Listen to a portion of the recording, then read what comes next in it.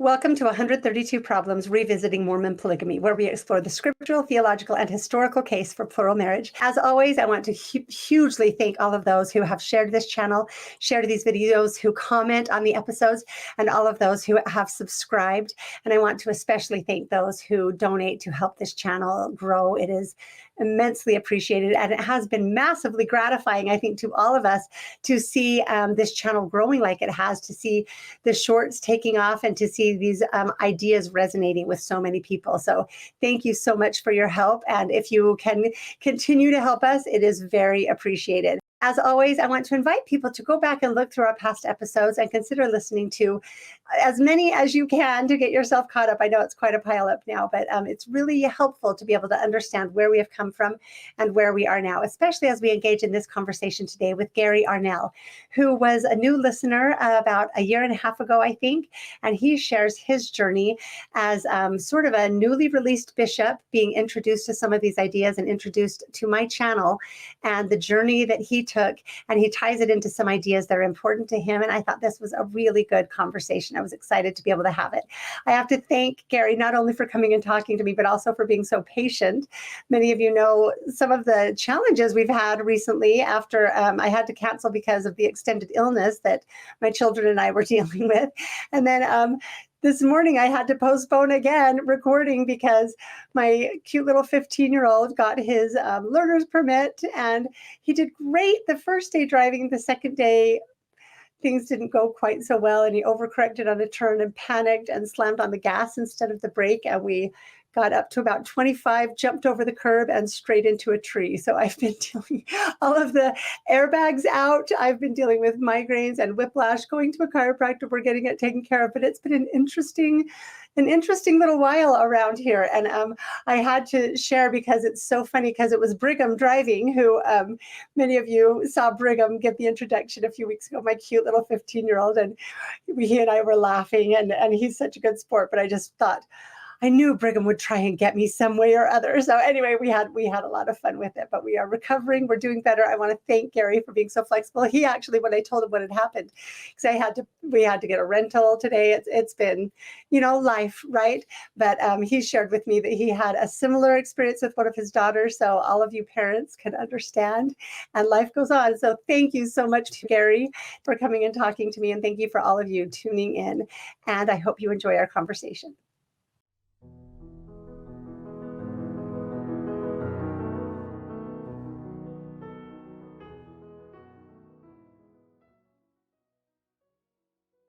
Welcome to this episode of 132 Problems. I am so excited to be here with my friend, my online friend, Gary Arnell.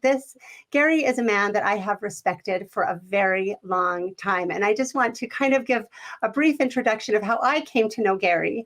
And then I'll let you introduce yourself a bit more, Gary, because I actually haven't met you in person, and this is the first time I'm seeing you. But my recollection is Gary started commenting on my videos. Gosh, it's maybe been a year and a half ago. You can remind me, something like that. And my memory is that Gary was not necessarily on board, but was incredibly open. And I have to say, has been one of the most kind, consistently even keel, but firmly I guess what it is this combination of incredible patience, kindness, love, charity, and gentleness, combined with conviction that has always come through in his comments. And so often, I wish, I try so hard, but sometimes in comments when I just feel like I'm getting attacked too much, and sometimes when it's people that have attacked me again and again, I'm good at being snarky, and it feels really good at times. And every time I read one of Gary's comments, I'm reminded, that's the way to do it. That's the way I want to do it. So anyone I've ever been snarky to, I apologize. I am trying. And it's people like Gary who have been such good examples to me. And then also Gary, I believe from his comments early on, he had been a bishop recently when he started listening to the channel, recently released. And watching Gary's openness and engagement and sort of his his growing beliefs, evolving beliefs, if I could say that, has been, I don't know, Gary, I could not have more respect and appreciation for you in just about every way. So I'm so excited to talk to you. I'm so thankful that you would come and talk to me today, and welcome. Thank you so much, Michelle. It's a privilege, and I respect your work so much, and I'm so grateful for the incredible amount of research that you've done.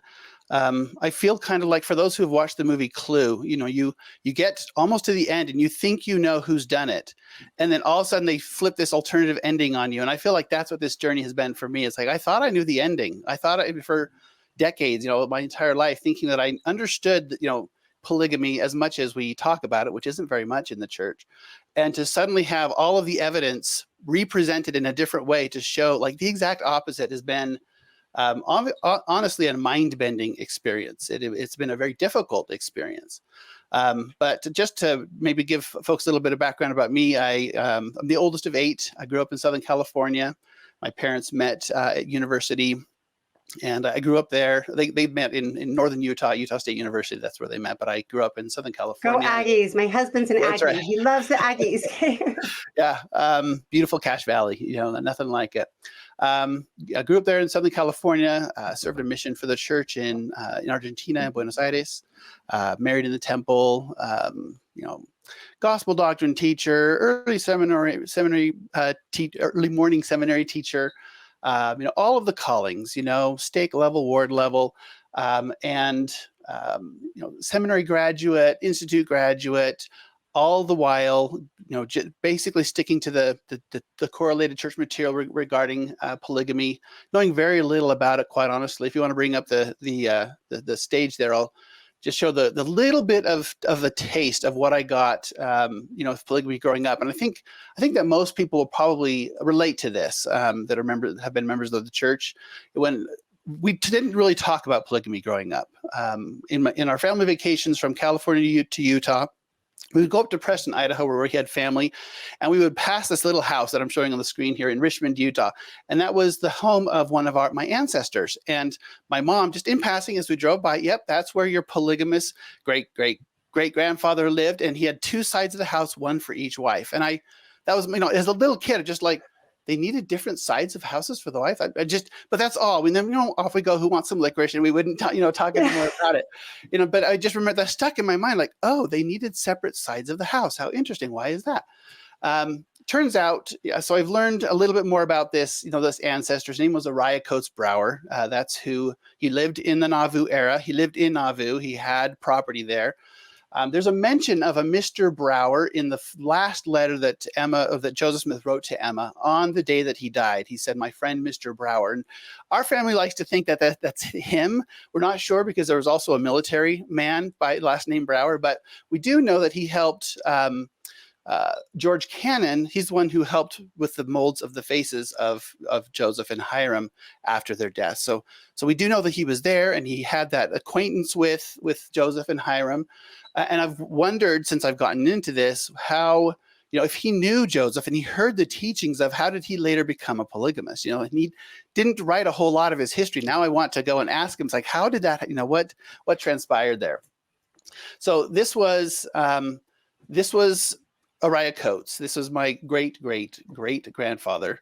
I come from the first wife, there, Margaret.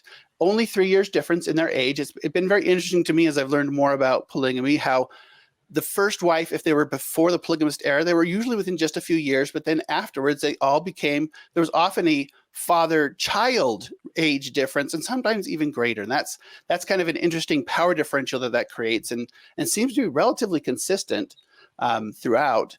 So that was pretty much it. But then when I started courting my wife, we went and met her grandfather. And it turns out his middle name is the same as my mother's last name. We're like, well, what are the chances of that? It's not that common of a last name, or of a name, Brower.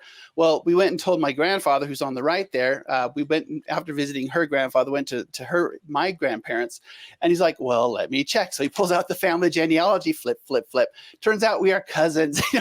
So it was the same. So we're like, what? Can we even get married? Like, I was like so nervous at the county courthouse. Like, can I sign this? Because it says, are you related? I'm like, well, kind, yeah. So that was my first, like, this actually affects me. This this polygamy thing, which I'd never really given too much thought to. Turns out I'm from the first wife, she's from the third wife. And Wow. so that's what it really kind of started to become personal for me, but still fully believed it. I've, studied and learned the polygamy narrative, that it was of God, that faithful members can totally make it work, and all the testimonies, and that's all I had been exposed to. So turns out that my wife and I are related through this first and third wife. The two Now, Margarets as well. yeah, two Margarets. Yeah, that wasn't confusing at all, I'm sure. So what I didn't know, or what into my adulthood, my mom started to share a little bit more about the polygamous history of the family. And my parents they are salt of the earth. They're incredible, faithful disciples of Christ, and have given their lives to raising their children, callings the entire time they were growing up, and they're in their 70s now. They're preparing to go on a mission to Africa. I mean, it's just, they're the best of people. And the only time I've ever heard my mother speak anything against any doctrine, leader, anything whatsoever, just angel, in danger of being translated at any moment. But the only thing she's ever spoken against was polygamy. This one time a few years ago at a family gathering, she's like, I just don't believe it's of God. And I was so taken aback by that. I was like, what do you mean? Joseph Smith and the angel and the drawn sword. But that was the first little inkling of, how could my mother of all people, and she had shared with us a story, and it's the story I'll share you now, just to kind of, because I thought it was an aberration. There's Margaret, the third wife, who is my wife's direct ancestor, had several sisters, one of which was the sixth wife, Hannah Thompson. It's like, okay, what was going on there? Why did he marry two of these sisters? I want to tell you a little bit about this woman and her story, and how she relates to my family story. So Hannah Thompson Winder Brower is the one on the far left. Her daughter is the one in the middle. And she came from Scotland. She was the youngest of 5 children. Her mother died when she was 8 years old. She had a fairly idyllic child in Scotland. Her father was like a butler for a wealthy family.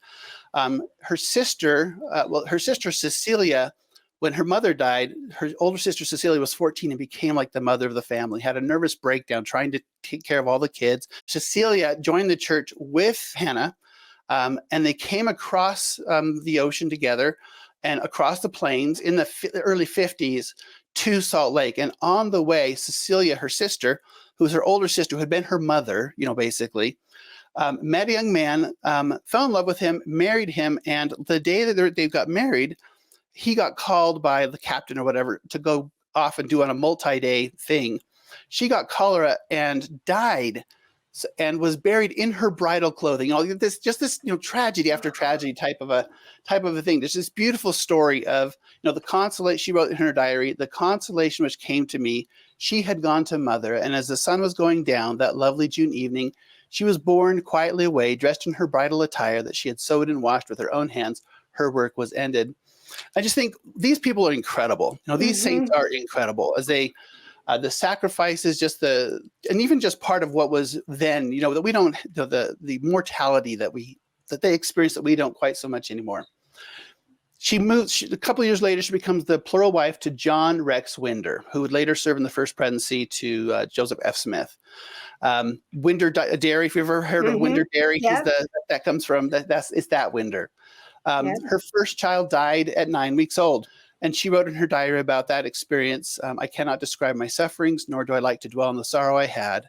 But at the end of the 9 weeks, my baby boy died. I should have been glad to have gone down in the grave with my baby. I was 23 years old. So just thinking of, and she talks in her diary about, what was it like to be faced with polygamy and wrestling with, is this of God? And she came to believe that it was, and that two people who loved God could make it work. But if they didn't work by the Spirit, it was not of God and could not be done.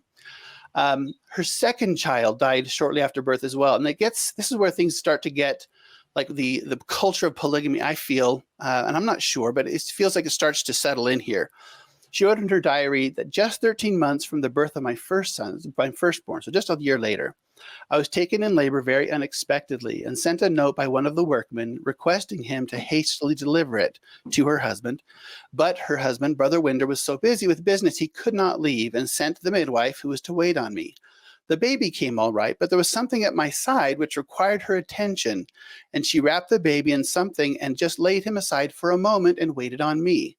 When she next turned her attention to the baby, he was dead. Some phlegm had gathered in my darling's throat, and he choked with it. When she got me attended to, the baby was dead. Oh, my sorrow and disappointment! Who can tell? I won't try. He was a lovely baby, fully developed, white and pure like waxwork. Elizabeth, who was Winder's third wife, at that critical moment was waiting on 8 men at the breakfast table and was obliged to give them attention. And by the time she reached my bedside, my darling was strangled. And I don't know. I don't know what kind of, what was the culture back then? Was it like, hey, we need breakfast. You can't go help the midwife, deliver your sister wife's babies. Like the men in their breakfast was too important type of, it's kind of the feeling that I'm getting. It's like, oh, wow, is that what Joseph would have done? People often, in these online conversations that we have, they'll accuse me of presentism. You're applying today's standards to it's like, no, I apply Joseph Smith's standards. I apply, what kind of a husband was he? What kind of a father was he is how I do it. And I wonder, if Joseph had been at breakfast and there was if there was a woman having a baby upstairs and Emma was, the one who's to attend her with the midwife, would he have said, no, stay here? And, so anyway, I wonder about that. Anyway, I think that's that's such a good insight, because yes, like it is her faith in just submitting to, he couldn't come, he was too busy, she couldn't come, she was too busy. But if you hear the pain wrapped up in that, because her baby died because they were all too busy, and maybe if they had known it was life and death, it would have been different. But childbirth was life and death, right? And so it is, I think that is such an insightful question to ask, of what can that teach us about the dynamics of that time period? That is a painful story. Yeah. So the next year, she gives birth to her daughter Anna Jane, who's the first one who survives into adulthood. This is her husband, John X. Winder, in his youth, and you can see him over in his old age. You can see him in the first presidency that he served in, and the tabernacle at his funeral. When he passed away, he had this big, glorious, funeral. Here's the story now that I grew up with, didn't know until adulthood. This is the story. My mom, we were I think we were actually at Hannah's grave. We went to the cemetery, and we were sitting at the graves of these two sisters, and she told us this story. These are the four wives of John Rex Winder. So I guess I'm not this story yet. Eleanor Walters was just a few years, I think 3 years younger. So again, close in age. That was his first wife. Hannah was the second wife. Elizabeth Parker was the third wife. It was actually her dairy and eggs business that turned into Winder. So it was actually her. It wasn't him. It was her. Anyway, she died when she was like 46, but under sad and illness. But Hannah and Elizabeth were very close. They lived in the same house apart from Eleanor, so they had their own house, and they were very close. They got along really well. Hannah lived upstairs. Elizabeth lived downstairs. And Maria, I'll talk about here in just a minute. So here's the story that I learned at the cemetery, sitting at the grave of this woman who was my wife's ancestor's sister. It was at Christmas time when my darling baby, Anna Jane, was less than 3 months old. And on Christmas Eve, I had not all my work done, and she was restless and needed my attention. But on account of so much work to do, I asked Joe. Joe was this 13-year-old boy, an orphan boy who worked on the property, but often slept in the shed outdoors, like, where out in the cold. So she asked him to rock the cradle because Anna Jane, the baby, was fussy and she hadn't gotten all of her work done. It was Saturday night and I was left alone with the boy. Elizabeth had gone to visit with her folks, and in her absence, I occupied her room downstairs, which was on the first floor, my room having been upstairs and very much more inconvenient and uncomfortable place. He, Joe, this little orphan boy, had been sleeping out in the shed or down at the mill, and when bedtime came, he looked outdoors and it was very dark. It had been raining and was damp and cold. He said, "I wish I didn't have to go down to the shed mill to sleep."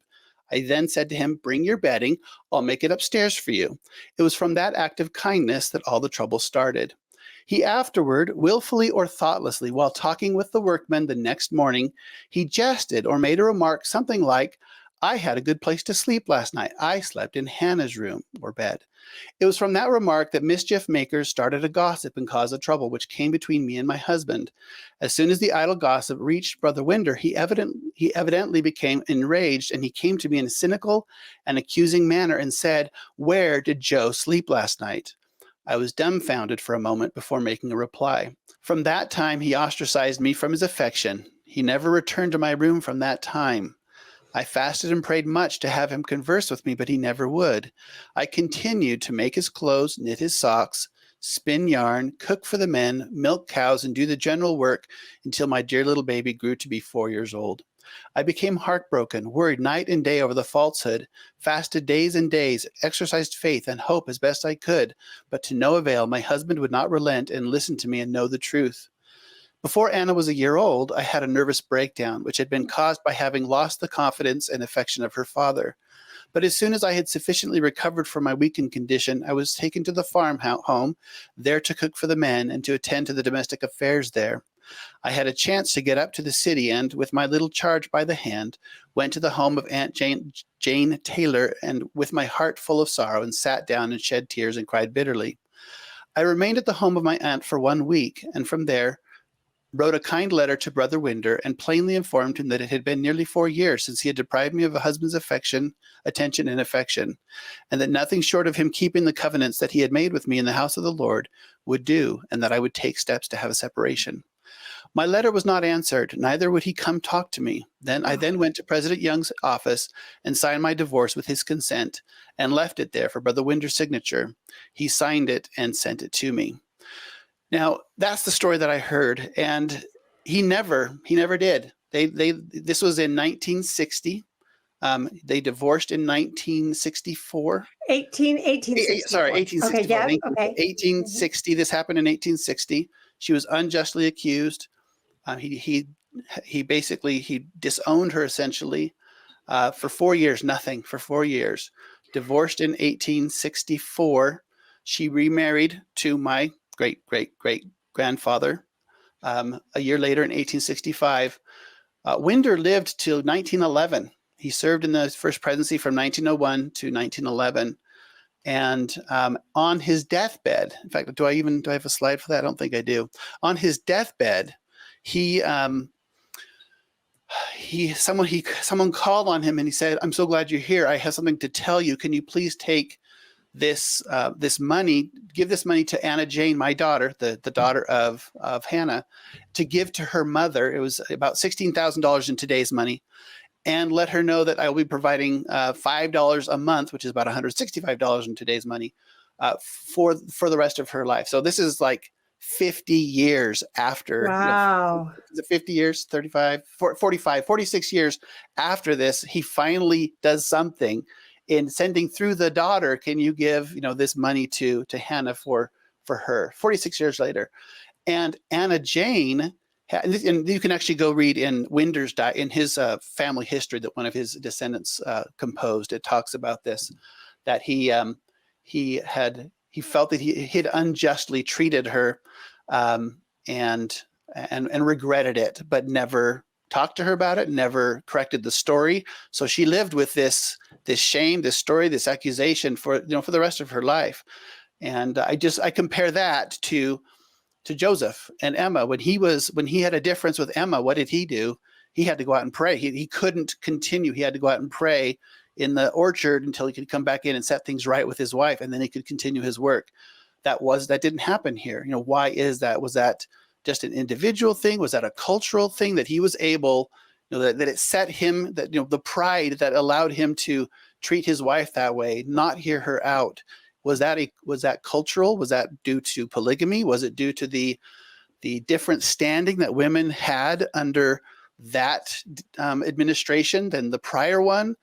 That was one of the things that actually awakened me truly to knowing polygamy wasn't of God. I that's the very thing that made me realize how naive I had been, was the power differential. Because when you have one husband and one wife, you're equally yoked, you're equally committed, right? And if a man has multiple other wives, he has very little incentive to resolve something with any particular wife, because it's just more work, it's just more effort, and there's no need. And so that's it. Like, it gives all of the power to the man and completely disempowers the women, which is so hard. Yeah. And, this story perpetuates. The Winder family had the 200th anniversary of his birth. And in that, they told stories, and they talked about Hannah and how it had been an unhappy marriage and how he regretted his actions his whole life. But it wasn't unhappy until that happened. And Mm-hmm. he didn't really, if he regretted it, he never said anything. He didn't correct anything. So that even his posterity to this day they didn't tell what the problem was. You only find, it's that the story is in his history, but they didn't tell it over. Anyway, it's just. And it ruined her life and had barely effect on his, other than he had regret. Yeah. Right. He was in the first presidency. He was, yeah. Mm-hmm. His career continued. He was in the presiding bishopric. He called to important offices. He was very good with business and finance, which is why he was called into the first presidency, to help the church. In fact, he only had one wife at the time, because Hannah was divorced and Elizabeth had died. So he only had his first original wife when the United States started putting real pressure on the saints. And so they basically put property in Winder's name. He was able to manage things while the other members of the presidency were, on the lam while they were hiding out. Or that was actually before the presidency. That was before the first presidency. It was while he was in the presiding bishopric, I believe. It was during that late 1800s period, 1870s, I think, whenever it was. But so he was instrumental in the church trying to navigate the persecution from because he only had one wife. It's also interesting to note that once his first wife passed away, so he was now a widow for a year. At the age of 72, he married his fourth wife, Maria Burnham, who was 24. She was a temple worker. So there's a 48-year differential in their age. That's a grandfather, granddaughter, Yeah. This cute temple worker. Like, is that, that's just not the kind of thing we think about when we go to the temple, that there's, somebody looking out to see if, anyway, just an interesting part of the story. Yeah. So let me ask you, did you know these stories before you started delving into, maybe we'll get there. I kind of also want you to share your journey to learning about polygamy. So did you know these stories before, or have you learned them since you started studying polygamy? I knew the story about the false accusation. I knew that story, but I figured it was an aberration. I figured it was just this one husband, but since then, as I've, read, Annie Clark Tanner and gotten into some of the other stories, like, oh, this was not an aberration. This was, not uncommon. And so, it's, going, and just before I jump back into my story, because this is kind of the background to where I came from. I took all this in, but I saw it as, imperfect people trying to live within the gospel and the doctrine. But what's occurred to me since then, there's this short story called the Ones Who Walk Away from Omelas. I don't know if you've ever. Yes, I remember that one. Yeah. Yes. Uh-huh. It's basically for those who may not have heard of this short story. It's well worth reading, and it's a short story about a beautiful utopian city where everyone is happy. Like, the birds are always singing, the sun is always shining, the music is always playing. It's like the best place ever. But it has one dark secret, and that is that in order for that prosperity, that peace, that happiness, that joy to occur, there is, I believe in the town hall, in the center of town, in the basement, a little child locked up and being tortured and miserable. And that misery and that torture is essential to the happiness of everyone else. Mm-hmm. And it makes for a great conversation. And Omelas, by the way, is Salem, or Salem, Oregon, spelled backwards. The whole point of the teacher, the whole point of the story was, we are all, to what degree, in what way are we the ones who live in Omelas? And there's that question of cui bono, which is Latin for who benefits. Mm-hmm. And there's another question we should be asking ourselves, cui dolet, which is who suffers. Mm-hmm. Who suffers? Who is made to suffer that I may live the way that I live? And that's the question that has come repeatedly to my mind with the as I've gotten into the polygamy question. It's like, Well, it wasn't the men and it wasn't the prophet. It was the women. It was the children. And they're the ones locked in the basement, and Mm. the only way you can make, one of the points of her story is that happiness is not possible without suffering. There's going to be suffering. And it occurs to me that the only way to make Omelas work, or indeed all of civilization, is if the only child in that dungeon is the Christ child. If he's the only one who suffers because he offered himself freely. And if we make anyone else go into that dungeon, it's an unjust society in some way. And I can't get away from the idea that in our church culture, the legacy of polygamy was putting women and children into that dungeon. And the work you're doing, I feel, is helping to bring that to light, so we don't.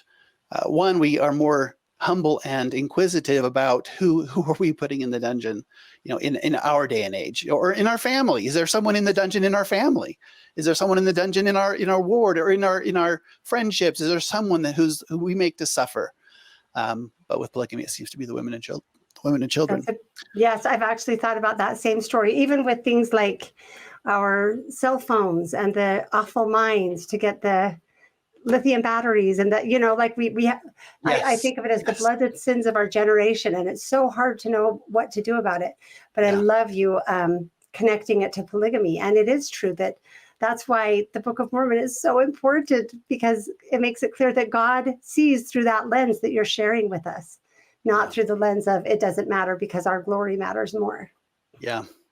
So it was about Christmas time of 2022 that I first came across your podcast. I think you had been into it about almost a year by then. And I was interacting online, as I often do, and with someone who, and I'm trying to remember exactly what it was with regard to. It may have been polygamy, it may have been something else. But basically, they usually, often these are kind of antagonistic, little back and forth, interactions. But this particular woman said, please listen to the voices of women. And it took me aback, because I thought that I thought that I had, but I did know, I had learned a lesson, over life, that you have to listen to both sides. You cannot think the story until you listen to both sides. And sometimes there's more than two sides to the story, but you have to listen to both. So I was like, okay, fine. What could she have to teach me? And so I went on her wall in Facebook, and there was a link to one of your videos. And that's how I was like, what? What is this? And so that began the journey, and completely derailed all of my other, personal extracurricular studies. I've somehow, the last 2 decades of my life has been instead of sports or whatever else that other people occupy their time with, for me, it's like the false traditions of the fathers. Seems to be my lot in life. It was education. When my oldest son was 6, and we started putting him in school, and I'm like, wait a second, because I had a certain experience in school, and I didn't want my children to necessarily have the same experience. My wife had a great experience, I not so much. So it's like, as I studied education, I realized, oh my gosh, we are way off the mark in terms of education. So I went and got a master's degree in education from an alternative, type of an environment. And we could have many conversations. I know you've been into education as well. We are way off the mark when it comes to education. So that was the first. And then that led to the traditions of our fathers as far as our political system goes, and how far off base we are there, how far we have strayed from the model, the founding model, and even farther back. We are so far off the mark. And it's if there's a recipe for how to make a cake, you have to follow those steps, and those are the ingredients. There's a recipe for freedom. There's a recipe for education. We are way off the mark, and but we're the fish swimming in the water. The vast majority of the people that I run into, they are completely comfortable in the water that they're swimming in, and those are the first two. The third one was cultural. As I got into culture, Marxism, and how that's now manifesting in our day. That was a third one of how they take over the institutional capture and so forth. The long walk through the institutions. Yeah, the long march through the institutions. The long march through the institutions. Yeah, exactly. So I was happily trying to solve the world's problems in those 3 areas when I came across your stuff. And I'm like, through all of this, at least the church is solid. Yeah. Doctrines are, sound, and that's something I can stand on. And And this was the really, and I've read the CES letter and I've read all the rebuttals, and none of that shook my faith or my foundation until this, the whole idea of polygamy, because it was like this actually happened. This is not false. This is not Right. anti-Mormon, falsehoods. It's like, no, either Joseph Smith lied through his teeth. These are not carefully worded denials. They are absolute, they were either the most horrible lies or leading people astray, or someone else was, and it was either Joseph Smith or Brigham. There's no way to get around that. And that was very difficult for me. And I struggled with that. It's now been, going on 18 months, like you said. And that was really a struggle for me. And so I think that's a good place for us to go next is, how do we, because I can't be the only one, who feels firmly anchored, and then comes across this kind of material and is really quite shaken and has to reevaluate to like where, what, where do I go? Where do I go with this? What unravels? How far does the unraveling go? And so for me, it was prophets. It's like, how do I get past, if Brigham Young did this, along with the other things that he's often accused of, what does that do to what does that mean? What does that mean? So that was for me. And so I thought I might spend, the time that we had together going into what did that mean for me and how did I get through it? Where have I landed? In the hopes that it can be of help to others who are traveling, or have traveled it and have left and said, I can't be a part of that. Or so that's what I'm hoping for this, the rest of our, for this recording, is that it can be of help to those who are struggling with those kinds of things. I would love to talk about your journey with faith, with the church, with prophets, because I do think that is the central question it's been so challenging, because I just was responding to a question today and explaining that I and my husband, and I have my editor and her husband, and now my web designer who does the shorts and his wife, he was just recently released as a bishop, and we're all serving. And it's hard to, that's why we're doing this, right? Like, I don't want the super hypercritical anti-Mormon voices to be the only ones speaking on these things. And I feel like our false traditions have destroyed more faith. I mean, our tradition with polygamy, and then the way we've continued to talk about, like, it's so unfortunate, our history with polygamy. Who knows what the church would have, what the gospel would have become in the Book of Mormon if these, false traditions hadn't entered in so early on. And so anyway, so it is born out of love and commitment to the gospel and the church and the restoration that we're doing this. So I would love to have you share your journey, because you said I assume that in your tenure as a bishop, in your experience, you probably sat with people who were struggling and losing their faith over these issues. It seems to be ubiquitous. It's just, we all know many loved ones who have gone through this journey. And so that's what I'm trying so hard to help people understand, is that it's not better to throw Joseph under the bus, right? Like, why are we doing that? That's not helping us more. And the fact that these things happen doesn't mean God's not in charge, and doesn't mean that, we don't need to be black and white. So yes, I will let you take it away, because this is exactly what I would love to have you talk about. Great. Yeah. In the last 15 years, I've had many friends, some family as well, many friends leave the church. And these are good people. These are like really good, upstanding, strong marriages, diligent, hardworking, pillars in the community type of people. And they leave the church, and many of them have subsequently got divorced. It just wrenches at these relationships, and they don't, their identity. Where do I go? Who am I?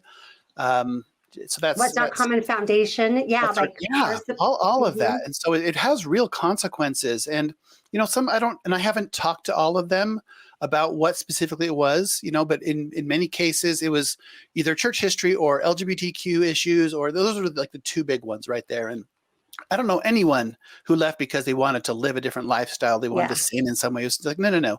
It has to do with what they learned about church history very often, that or the Current Anyway, events. yeah, current events, exactly. Mhm. So I tried to, I've tried to love all of them although I couldn't really empathize with them. I didn't, I had never come across anything myself with, CES letter exposure, et cetera, that had ever shaken my faith. But this one thing really did cause me to back up and say, where does this unravel to? How far does this go? How bad is this? And I have a small blog and podcast that I've basically abandoned since I've done this because it's so overwhelming.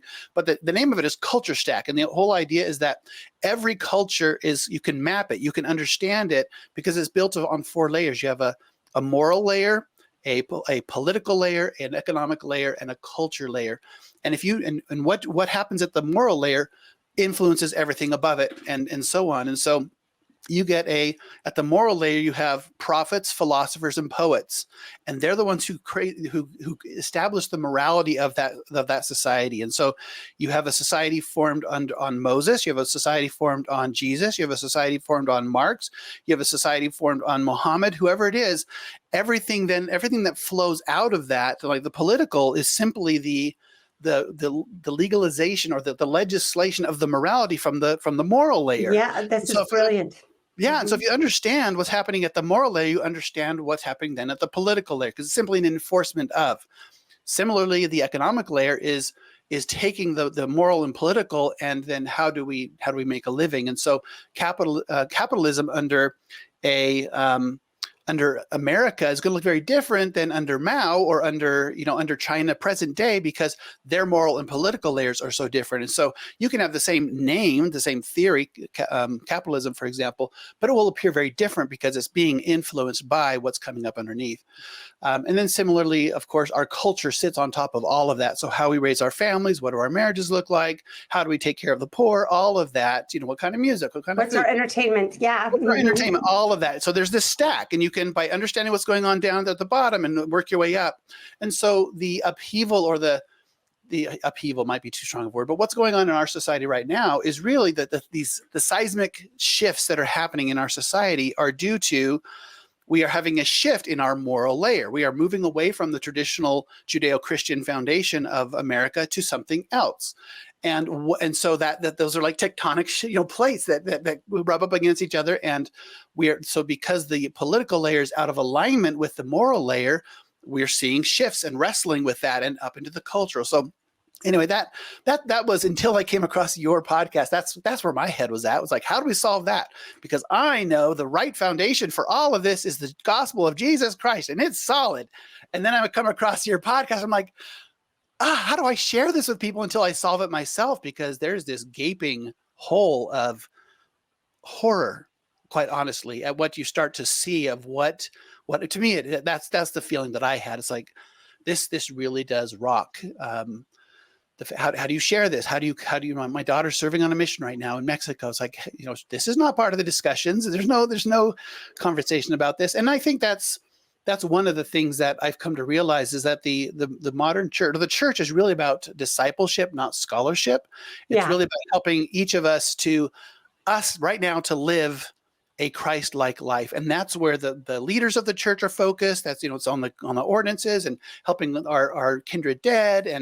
But how can you become more like Jesus right now, you and your children? How can you have a better marriage? And that's been helpful for me, as I realize the emphasis has not been on scholarship. The church didn't fund the Joseph Smith papers. Somebody else came along and said, hey, this would be a great idea. And they're like, okay, I guess, and so it's like that hasn't been an emphasis.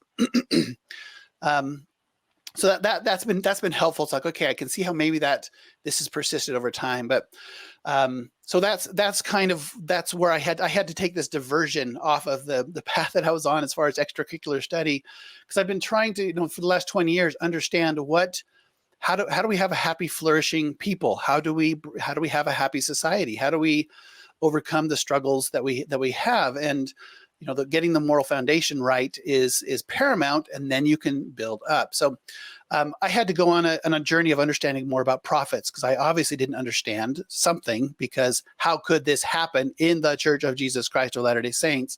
if, they can't lead us astray and they're led by God and all the things that were part of, my growing up experience. So, so this is my journey of understanding prophets and coming to peace with, or coming to a place of, okay, I think I can continue on with this. First of all, the idea that everyone could be a prophet. That Moses said, would God that all the Lord's people were prophets and that the Lord would put his spirit upon them. Joseph Smith saying something similar. A prophet is anyone who has a testimony of Jesus Christ, is moved by the Holy Ghost.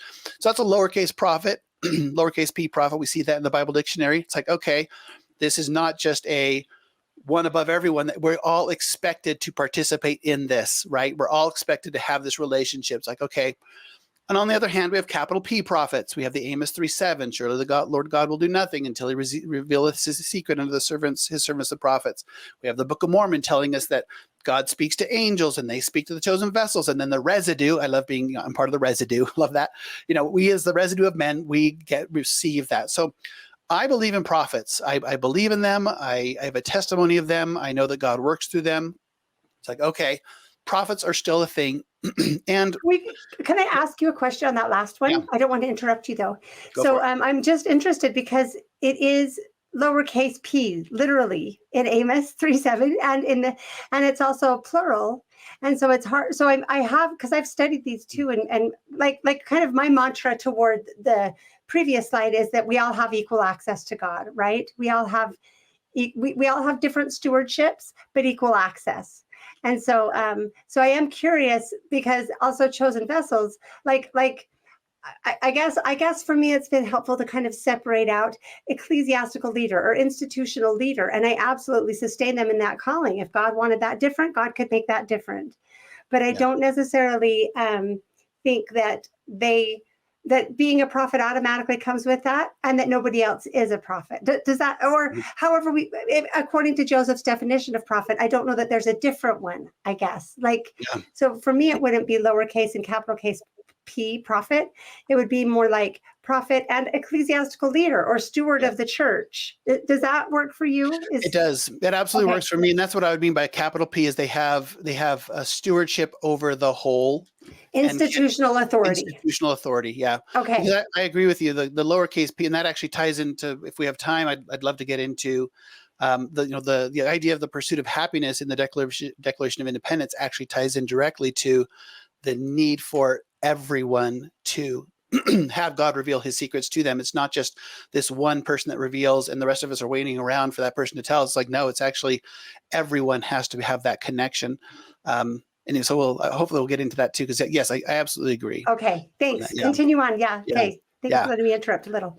And so to me, I'll just take a moment here for those who have given up on prophets and said, not a thing. I'm atheist. I'm agnostic. God does not speak to men.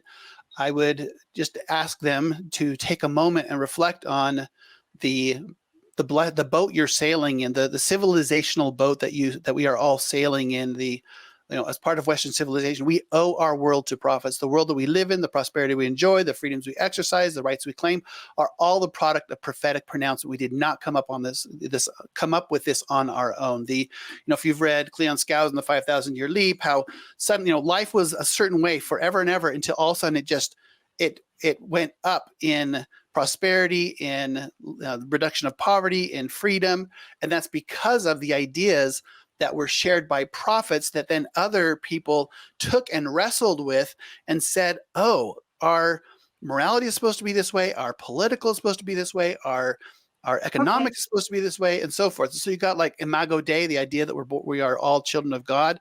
That's where human rights come from. Let me get to my little notes here on that one, so I don't forget something like that. Which is actually huge. That's a huge civilizational advancement. Huge.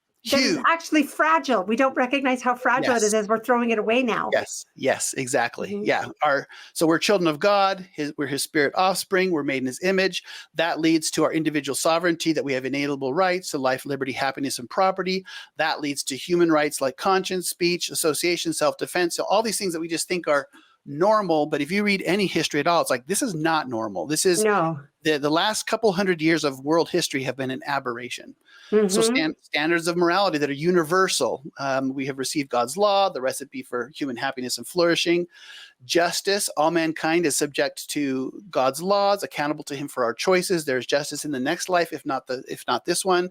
Like back in the days of the founding, when you were going to go to court, if you wouldn't put your hand on that Bible and swear that you would tell the truth, they wouldn't let you testify, because the whole idea was, if you lie here, you're reminding yourself that if I lie here, God's going to hold me accountable. So Mm-hmm. if somebody's like, I don't ascribe to that, it's like, well, then how do we trust your testimony? So we still do that to this day. Why do we put the hand on the Bible? It's to remind us that there's accountability for whether we tell the truth or not in this, in the court.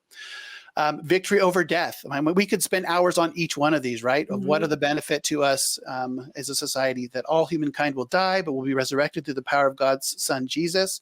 Victory over sin, that all humankind sins, but can be saved by the merits of Jesus' atonement. Healing, we can repent, be made whole, that misery, injury, and regret need not be permanent. We can be forgiven and forgive. The supremacy of God's law, that God's law is higher than man's law. Any human law that violates God's law is invalid. That's the Declaration of Independence. It's right out of there that says, if that government is antithetical to these ideals that we're getting from the prophets, we can divest ourselves of this government and reconstitute another one. That's revolutionary. That the idea that you can set off your government and bring up a new one, that comes straight out of the teachings of the prophets.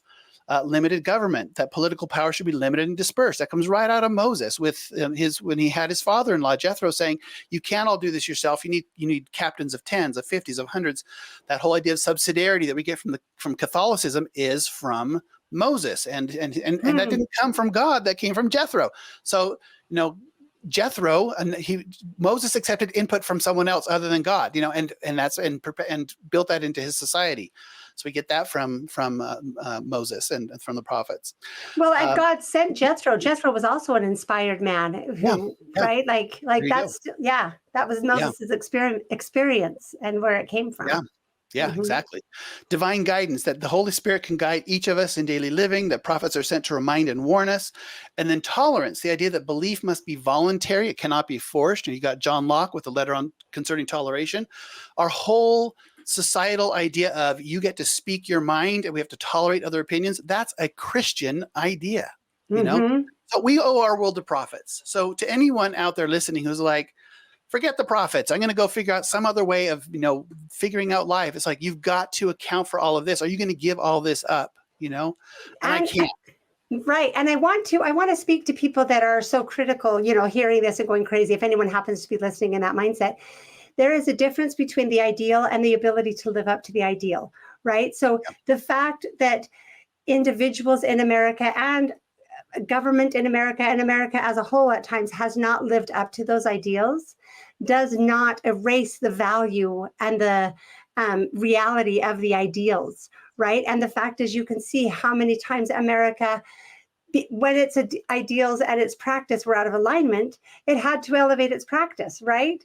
Or lower its ideals. And hopefully it's usually elevated its practice. And so that's the concern, is like, if there are areas where they are out of alignment, let's try to elevate the practice rather than to claim that the ideals are either wrong or are worthless. That's the challenge I see. That is a crucial point. And there's so many people who, down with America, whatever. It's like, it's the ideals that we hold and we esteem. I've always been a conservative politically, but in reality, I kind of consider myself a radical progressive because I want things to be so different than they are right now, which is what the progressive, mindset, Jordan Peterson says, you need both. You need conservatives, you need progressives, because one wants things to stay the same. One wants things to change, because some things do need to stay the same. Some things do need to change.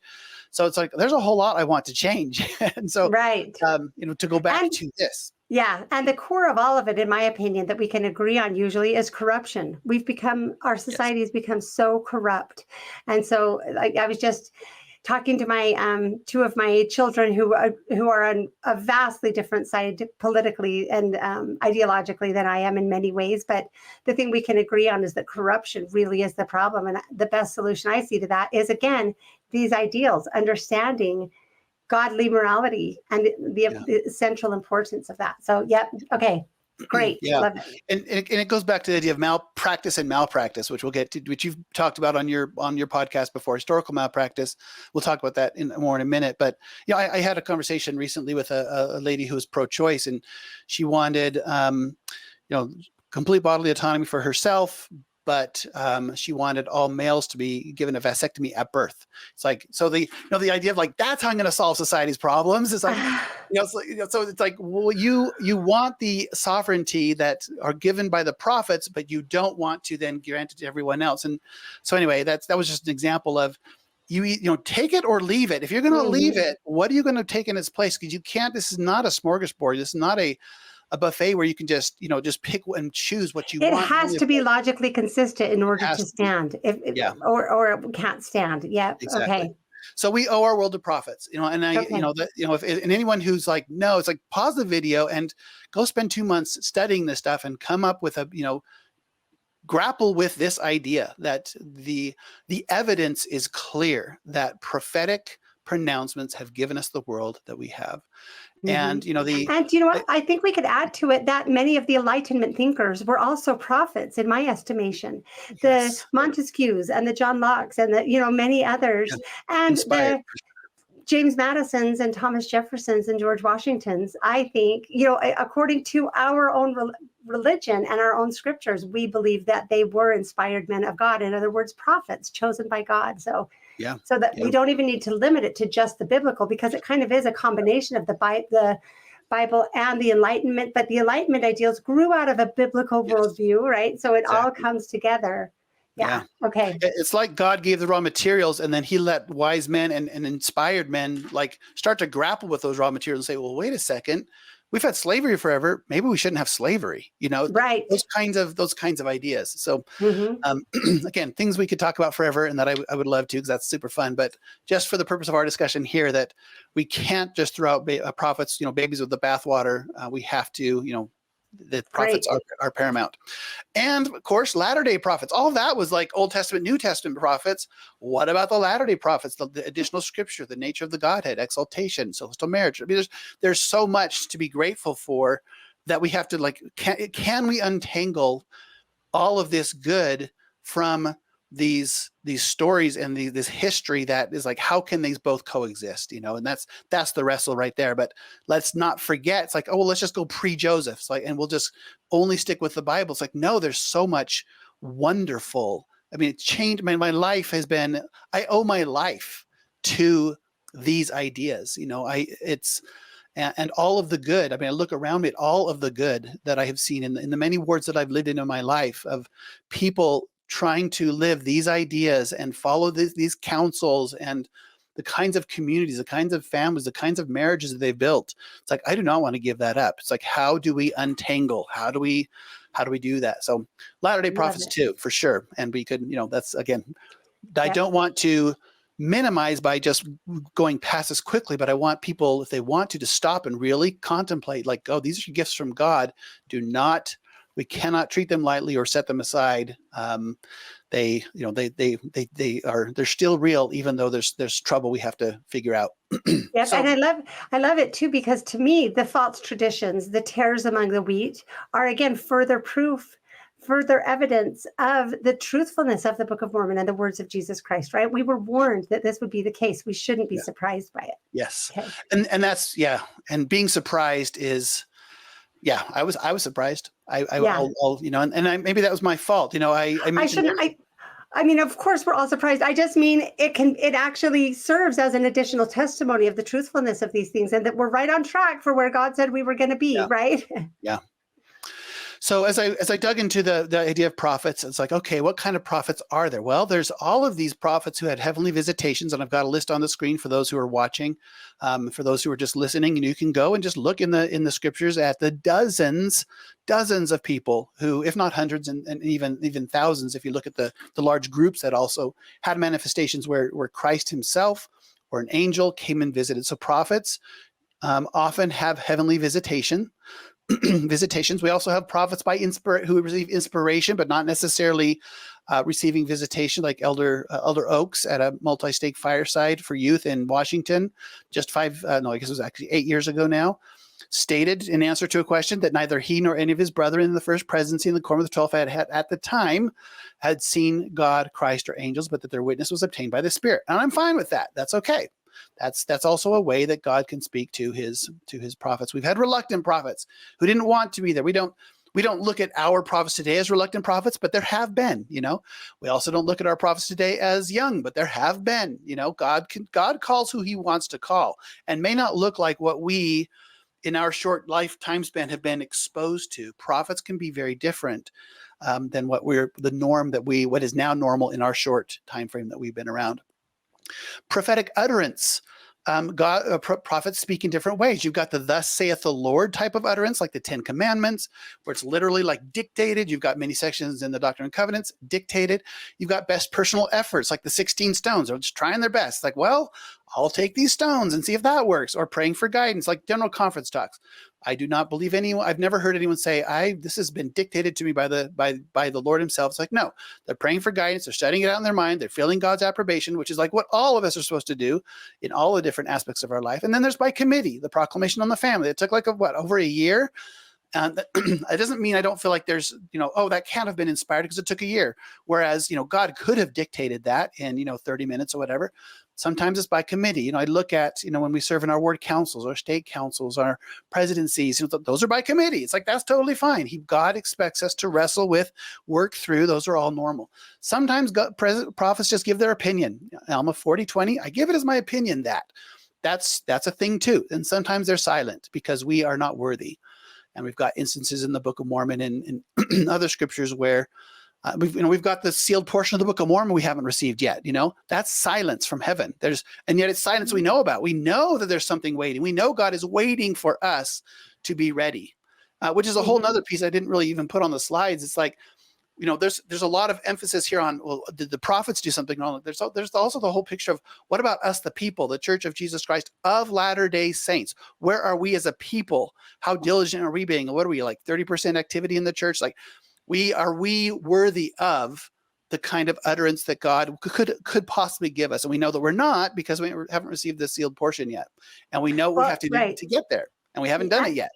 Right. And the prophets do come from us and grow from us and have to be sustained by us. I don't think the prophets generally, it's been a little different with our current prophet, but generally they don't just make sweeping changes unilaterally. Generally there's like it's a challenge to keep all of the people, on board. Unified. And so it's an unwieldy ship to steer. Yeah. Yes. And I do want to say that there is silence in heavens because of unworthiness, but there also are times when there is silence in the heavens because the Lord is stretching us, or because of like Jesus on the cross, my God, why hast thou forsaken me? And I've had times in my life of incredibly difficult times when I knew from experience that God was just letting me stretch a little bit and then would come back, so that exists as well. I just want to, so it's not always due to sin. It sometimes is just God giving us growth opportunities in ways that He knows we'll need. Right. Yeah. Room to work it out and figure it out, for sure. I think that happens more often than, for me, that's usually what's happening. That's my experience personally, is the times where I'm like, that was not for me. That came from above. That's few and far between compared to the wrestling it out, doing the things that I know I'm supposed to do, as a father, as a husband, as a provider, as a, in a whatever calling. It's like, it's a lot of the effort for time for me is spent just in executing on what I've already been told, Yeah. Mm-hmm. Yeah. Sure. Okay. Then we get into prophetic fallibility. It's like, okay, so can they make mistakes? Well, we have error, which can happen. We have, Bruce R. McConkie, when the 1979 78 revelation came out, and he said, forget everything that we all said. We have spoke with limited understanding. Oh, prophets can speak with limited understanding and speak as though their understanding is complete, and yet later say, oh, it was limited. Sometimes we have slackers in the mix. You've got 1 Nephi 19:4, where Nephi says, I'm going to command all these people to keep the record after me, and they're going to be prophets. He's like, yay, I've got this in motion. Then you've got Omni, Amron, Chemesh, Abinadab. Like, I wrote it in the day that I gave to my brother. I wrote one verse. It's like sometimes there's people who don't live up to the mantle that they were called to, and that happens. Samson would be another example of a prophetic slacker, or someone who had a mantle or something given to him, like you're supposed to do this, and then they don't. Transgression, Mosiah 15:13, he talks about, the prophets, if as long as they don't fall into transgression, then this will happen. It's like, they can fall into transgression. Yes, they can fall into transgression. The prophetic seat can be occupied by evil men. You have King Noah. He received from the legitimate leader the authority. He had his counsel. He was, had the counsel from his father, Zeniff, the high priests, kind of like our Quorum of the 12 type of the thing. And then he boots them out and consecrates new ones. He still keeps to the ordinances. He has the priest, and we'll talk about that a little bit later too. But sometimes we even have evil men occupying, and it was the seat of government and the seat of the church, which often happened in the Book of Mormon. In that case, we had an evil person actually occupying those. And we have Caiaphas in the Bible. That's been a really important one to me, that he prophesied of the death, the crucifixion of Jesus Christ, but he knew not what he spoke. He didn't understand it, but he did speak in the power of his calling as the high priest of that year. So that's an interesting one as well. Yeah. And all of us, as the residue, as the Book of Mormon calls us, we're sitting here watching all these people trying to discern, well, which is it? Is it one of the utterances we talked about a minute ago? Is there error going on? Is there slackerhood going on? Is there transgression going on? So that we are put in the position of having to evaluate and come to know for ourselves, is this a prophetic utterance? And in the latter days, it looks really stable to us, who are not 140 years old. But in the latter days, there have been 100 men called as apostles, and more than 10% of them have been excommunicated. That's a big deal. That's a pretty big failure rate, among apostles. The most recent being within living memory, Richard Lyman in 1943. So, yeah, to me, it's like, okay, that is, and we can look in the scripture to find the backing for all of that. We've got false prophets. That if you just go look up false prophets in the topical guide, and it talks about prophets that speak a vision of their own heart, prophesy a lie in my name, they prophesy falsely unto you in my name, there shall arise false Christ, false prophets. Like, this was known. This has happened in the past. This is if it happened to us, it wouldn't be a new thing, and we've been warned about it. So there's even false prophets that are part of the mix that we just don't talk about very much, in our day. And Isaiah and Jeremiah also talk quite a bit about blind prophets, blind guides, and their mouths are covered, their eyes are covered. So that's another one as well, that the visions are hid from the prophets. That's another challenge. Exactly. Yeah. And I just included some of the references. There's more. Right. There are a lot. So I think of, so all of that is kind of percolating in my head. Like, okay, prophets, it's a much more expansive history and concept, this idea of prophets, than for me, it was like the prophet speaks, the thinking has been done. I know that was refuted by George Albert Smith back in the day, but there's still that mentality, kind of, at least in the culture that I grew up in, that you don't have to think. It's like, done. I can do that. I can follow that. So how does that, so we come to the question of a faith crisis. How do you deal with a faith crisis? And I think that in Jacob 7, Jacob's response to Sherem gives us a really important key or clue there, where Sherem was learned, had a perfect knowledge of the language of the people. He used flattery, much power of speech. So this was a very impressive individual, presenting his if you want to call it that, creating a faith crisis wherever he was going. And this was Jacob's response. He had hoped to shake me from the faith crisis, notwithstanding the many revelations and the many things which I had seen concerning these things. For I had truly seen angels, and they had ministered unto me, and also I had heard the voice of the Lord speaking unto me in very word from time to time, wherefore I could not be shaken. And to me, what that tells me is that there's a difference. There's a reason it's called a faith crisis and not a testimony crisis, because testimony is, you can't refute that. I can't refute that. It's like, I can count the times, I can go through in my head where I know that wasn't me. I know that was the Lord speaking to me. I can't refute it. And so the things that I haven't gotten a spiritual confirmation of, those are the ones that hang in the balance, the unknown. Because this was very humbling for me, Michelle, because I realized that I had taken on faith many things that I should have been pursued to the point of testimony. And I think that that's probably one of the issues we have in the church is we take a lot of things on faith that really we should be taking to the point of testimony. And I see it as a laziness on my part, or just like, I don't need to do that. I'm sure it's all fine. But then you find out that it's not. Korihor is an interesting, another interesting study here, where in Alma 30, he gives his whole spiel, 10 verses or so, 10, 12 verses, people can go read that. But what's interesting is that there was 4 groups that followed, or that listened to him and responded in different ways. The first group in verse 18 of Alma 30, the people of Zarahemla, they were led away. Their hearts were led away. It caused them to lift up their heads into wickedness. They led away many women, put women and women. It's supposed to be women and men to commit whoredoms. So they listened and they were swept away by the things that he taught. The second group in Jershon, they were more wise. They took him, bound him, and delivered him to the high priest, and they kicked him out. They didn't know necessarily how to refute him, but they knew that what he was saying was not like that. We don't believe it. Same thing happened with group 3 in the land of Gideon. They were able to stop. They didn't know how to refute him, so they sent him up to Alma and the chief judge over the land. And it was only in that 4th group of Alma and the chief judge where Korihor was first confounded intellectually through the scriptures and then struck dumb, admits his errors and his errors' source, which was an angel that visited him. So it's like, okay, which group am I in? This is kind of the parable of the sower, where how deep are your roots? How well do you understand things? You want to be at least in group 2 or 3. You may not be able to refute. You may not be able to argue. You may not be able to contend or to dispute what's being told to you. But at least you know it well, know the gospel well enough. You have enough of a testimony that it doesn't sweep you away. And so, that's what I'm trying to do with my children. It's like, I want them to be at least group 2 and 3. I want to be in group 4 personally myself, where I can actually respond to and say, this is why that's wrong, and actually articulately be able to have a conversation with the faith demoting side, but definitely don't want to be in group number 1 where I'm so shallow or my roots are so not into the ground that it comes along and I'm swept away, Yeah.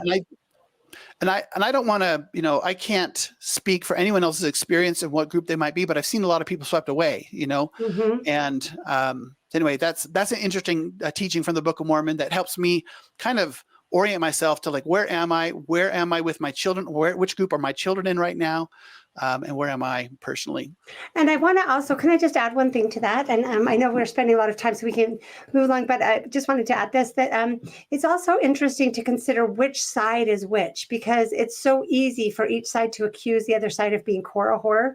People call me Korihor, which I think is silly, but one good point is to recognize where the inspiration comes from and how it can be refuted, right?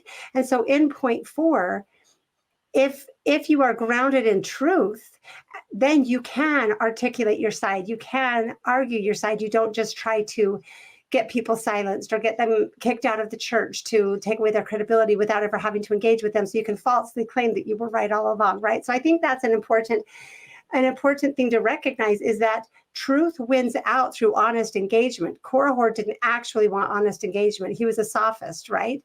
That was trying to be tricky, and that was like the captain of the debate club.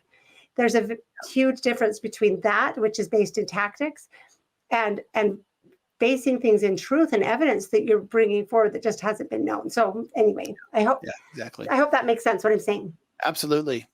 For me, I live in the Red Rock part of Utah, where climbing and rappelling and canyoneering are a thing. And to me, it's like when you're climbing and you have these points where you can clip into, that's like a revelation moment where you can clip in. And if you were to fall, you at least are saved by that moment, that's great. Whereas faith is where you're climbing up above your anchor point, which they do. When you're a climber, you climb up above your anchor point until you have another revelatory experience that you can clip into. And so you can see in this image, you've got a climber, which I would see as an analogy to faith. They're proceeding in faith towards things that are true, and clipping in as those revelatory experiences occur.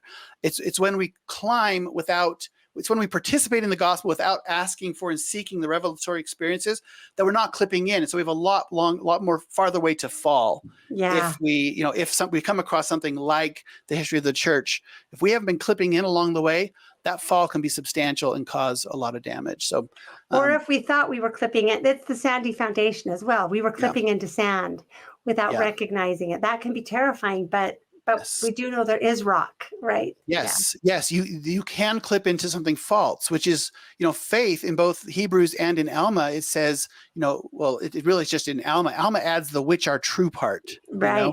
We can have faith. It's not real faith, but we think it is in things that are not true. And to me, that's, if I have I wish this was done differently.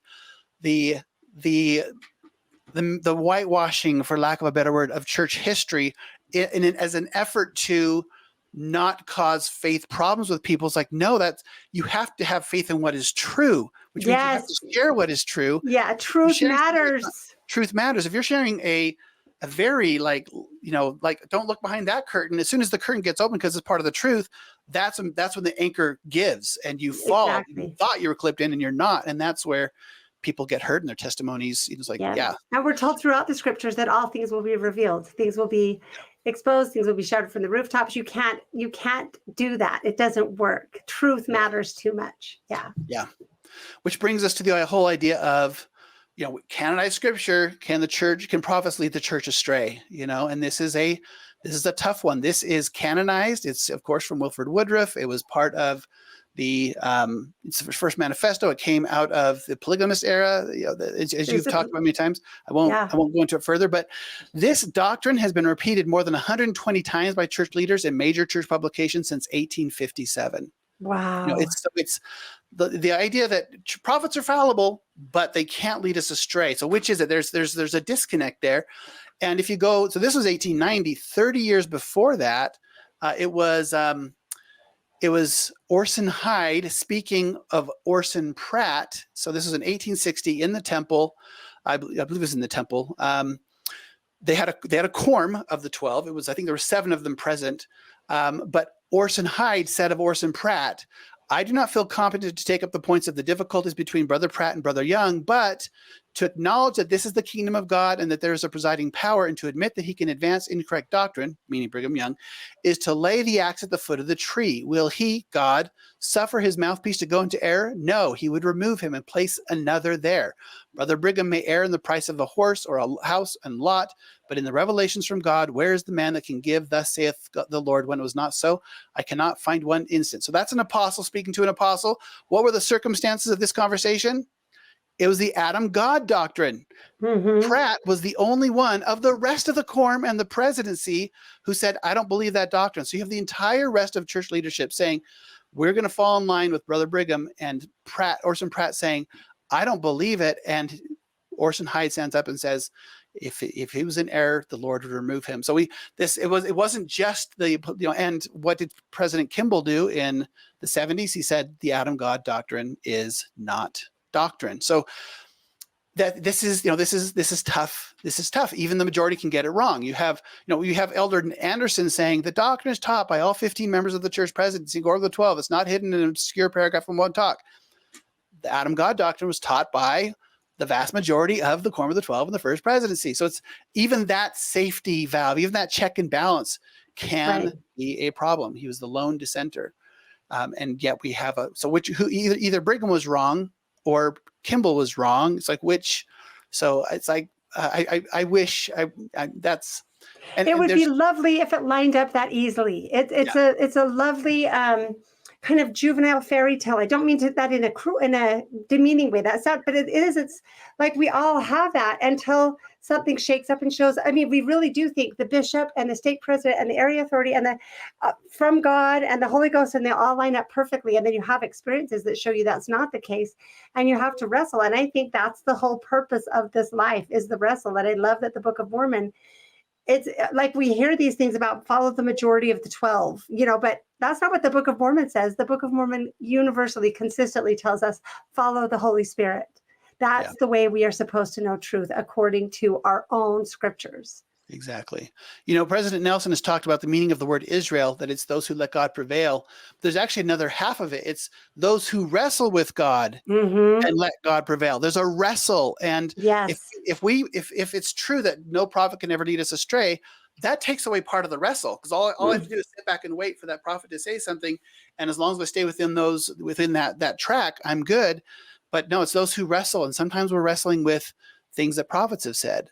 For example, here's some examples right from the scriptures. Eli he allowed his sons to officiate in the tabernacle. So this is like the temple president. Really, I mean, he was the highest on the chain as far as I can tell, and his sons were corrupting the sacrifice, the sacrifices, and they were Sleeping with the women, right? sleeping with the women at the door of the tabernacle of the congregation. That's Pretty awful.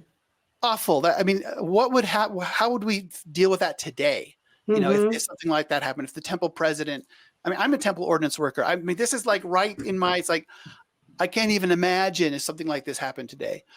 Samuel, same thing. Samuel was the successor of Eli, didn't do the immorality with the women, but still his sons were corrupt in the officiating of the ordinances of the temple, of the tabernacle. And you know, we give the Israelites a hard time for saying we want a king like unto other nations, but they said that in the same verse that they said, you're getting old and your sons are corrupt. We got to have a different, right. You haven't fixed this. We need a different system. This system isn't working. So it was prophetic fallibility that led the people. Now, maybe the people should have trusted the Lord, that the Lord will fix this somehow. But they were looking at this succession and saying, this isn't working. This is bad. We've got to have a different system. Their system seems to be working. Let's try that. And so that connection never gets made. I've studied both before and I've heard both, but I've never seen that. That's why the people. I made it in my episodes on King David. I definitely did make that connection. Yeah. I never heard it in a seminary class or institute or gospel doctrine. Yeah. Lehi murmured. You know, Jacob 2, of course, contradicts D&C 132. Moroni says, condemn me not because of my imperfection. You know, good old humble Moroni saying there might be errors and they're my fault. Please, you know, don't lose your testimony because of me. Joseph Smith, you know, how wonderful that he included, you know, the Lord's, you know, getting on his case. So often in the scriptures, the Lord called him weak. He was trying so hard. He was, you know, part of the weak and simple things of the world, and it gets included in the history, right for all of us to see. 116 pages. 116 pages. You know, the Lord just like goes off on that one. You know, listen, here's all of your weaknesses. You know, Wilford Woodruff. Well, but you know what I love about like Joseph Smith explicitly, it shows us all these things will be for thy experience, you know, to get the experience and for thy good. And I think that really is the pattern for all of us. Watching God, like Joseph Smith is one of the best examples we have of God training up a prophet. And that's true for all of us, right? All of our weaknesses and mistakes give us experience and are for our good and our suffering. I know that was in Liberty Jail that he said that, but it applies to all of it. So we don't need to decry them for their errors. We need to learn from their pattern of growth that we should all be following. Exactly. The idea that the prophets can't lead us astray. I feel like there's a culture of perfectionism in the church, or at least looking perfect to everyone else, that I don't think it would be there to the degree that it is if we were more aware of this kind of thing going on. It's like Joseph, we don't have to look down our noses at Joseph Smith. We can be grateful that the Lord was able to use him in spite of, he can use me too. That's a beautiful lesson to learn. So otherwise we feel like we make one mistake and the Lord can't use us anymore. And the Lord's goodness and patience and long suffering to train us up beyond our weaknesses, I think is a beautiful thing. It's beautiful. That's a beautiful doctrine. Yeah. My wife loves Brandon Sanderson, and Brandon Sanderson has in one of his stories, he has a city where wounds never heal. And so if you get a paper cut or a broken bone, you have it for the rest of your, you know, existence. And the gospel of Jesus Christ solves that for us. We can be healed. We can forgive and we can be forgiven. Other examples, Wilford Woodruff, Lorenzo Snow, Joseph F. Smith, allowing limited plural marriages for 14 years. So you've got this scripture of not leading us astray, and yet that it was a lie. That statement itself was an untruth, because he was saying we're not going to do this anymore, and yet for 14 years they continued to do it. That's, you know, it's like, okay, that should lay it to rest right there. Spencer W. Kimball, Gordon B. Hinckley being tricked by Mark Hoffman, Ezra Taft Benson, who I love and adore. In his talk, 14 Fundamentals, one of the backups is he shares the story about the living oracles, which was, you know, one of the leading men stood up and then Brigham Young corrected him. That leading man was Hiram Smith, who was a prophet. So in the very example of follow the prophet, you have a prophet being, you know, looked down upon because Brigham had to get up and correct him, which we know is not a correct story either. So anyway, it's just Thomas. Yeah. layers. Yeah. Thomas S. Monson, who again, love, but attributing the happiness letter to Joseph Smith when the only connection we know about is to John C. Bennett, of all Yep. people. And then, of course, in very recent history, we have President Nelson's 2018 pronouncement that the use of the word Mormon is offensive and a victory for Satan. It's like, well, what does that do for Gordon B. Hinckley and Thomas S. Monson and Meet the Mormons and Mormon.org? And it's like, did the Lord just barely decide this? It's like, no, we know that President Nelson was kind of agitating for this for many, many years, but didn't have the backing of others. And it was when he became the prophet that he then said, here's how. So it's like that was very interesting to me that he didn't try to explain the position and posture of past prophets who had used that term very liberally. So anyway, prophets are fallible. That's okay. So are we. We can take courage from that. We can take consolation from that. But it's still something we have to wrestle with. It's like, oh, I didn't think that they were. Right. There's lip service to it, but not in any meaningful way. And God doesn't expect perfections of his servants either. In Doctrine and Covenants, section 1, the introduction, in their weakness, I give it unto my servants in their weakness, in as much as they erred, in as much as they sinned. It's like, it's right there. It's right there in our own scripture. Plus, not everything a prophet says is prophetic. Joseph Smith, a prophet is not always a prophet, only when he's acting as such. Or Elder Christofferson, it should be remembered that not every statement made by a church leader, pastor, president necessarily constitute doctrine. It is commonly understood in the church that a statement made by one leader on one occasion often represents a personal, though well-considered opinion, not meant to be official or binding for the whole church. But it still presents an issue. Even Elder Anderson's idea of it has to be said by all 15. It's like, what are you supposed to do? Like, keep a tally? Like, oh, Elder Kieran hasn't talked about that yet, so I'm not going to follow. It's like, no, that's not really. Or do they need to list in their notes afterwards, here's all the other times someone else has said the same thing that I just did. I'm now one of, like, that's not practical It's either. so challenging. Yeah. Yeah. So here's some things that, like, Elder McKay from the one of the quorums of the 70, he was at a devotional in 2023. He speaks to this, and I'm really grateful for what he said. He's actually speaking about Declaration 1. He says, another of Satan's strategies is to use human error to disprove or diminish God's truth. We sometimes have an unrealistic expectation that God must somehow search out or raise up errorless people to do his work and lead his church. Then he quotes Declaration 1 about prophets leading us astray. And he asks, what does that statement mean to you? Unfortunately, some have interpreted or distorted it to mean that the Lord will never allow church leaders to make a mistake. That is simply not the case. It has never been the case. The scriptures repeatedly show that God does his work through humans, and those humans make mistakes, sometimes even while God is using them for his purposes. Consider how many times in the Old Testament God used mistake-prone people to establish or preserve his covenant and guide, sustain, and deliver his covenant people.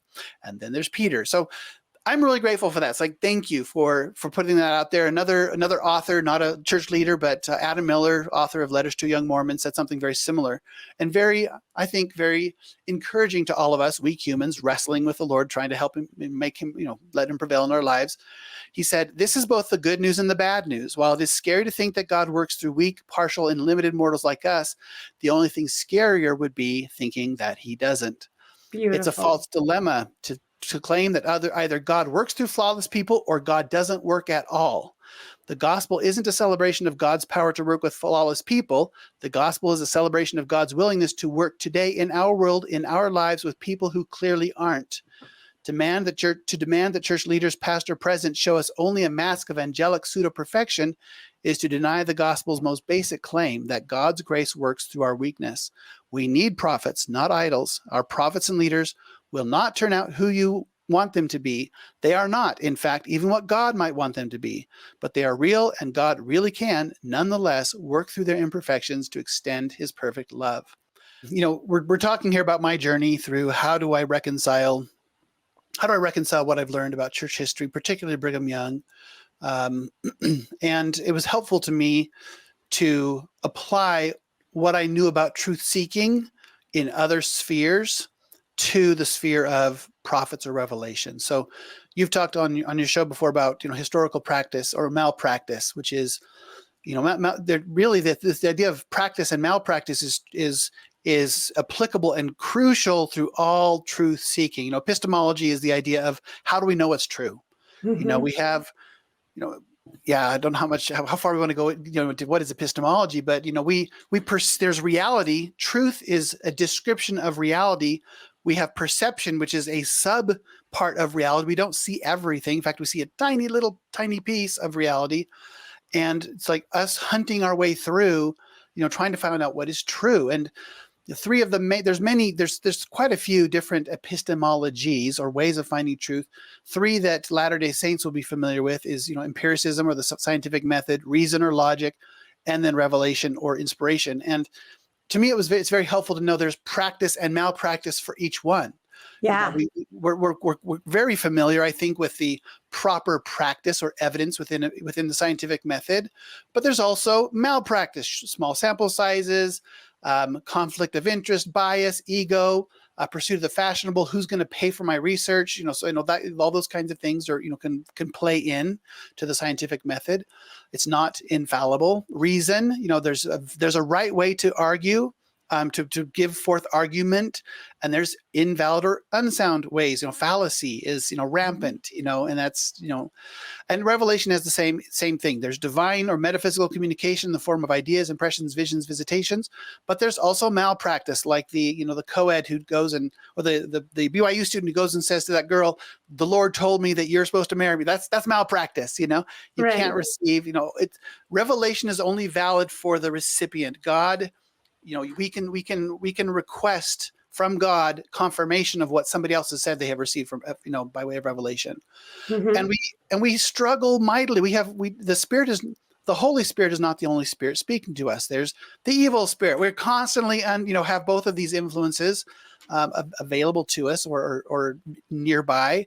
And the way we live will dictate which one is louder, So we should have a whole lot of humility as we approach the search for truth, and become very, it's like the superhero with his little tool belt. It's like, which of these epistemologies can you pull out? Are you conversant in? Do you know how to use? And which are you going to fall or misuse?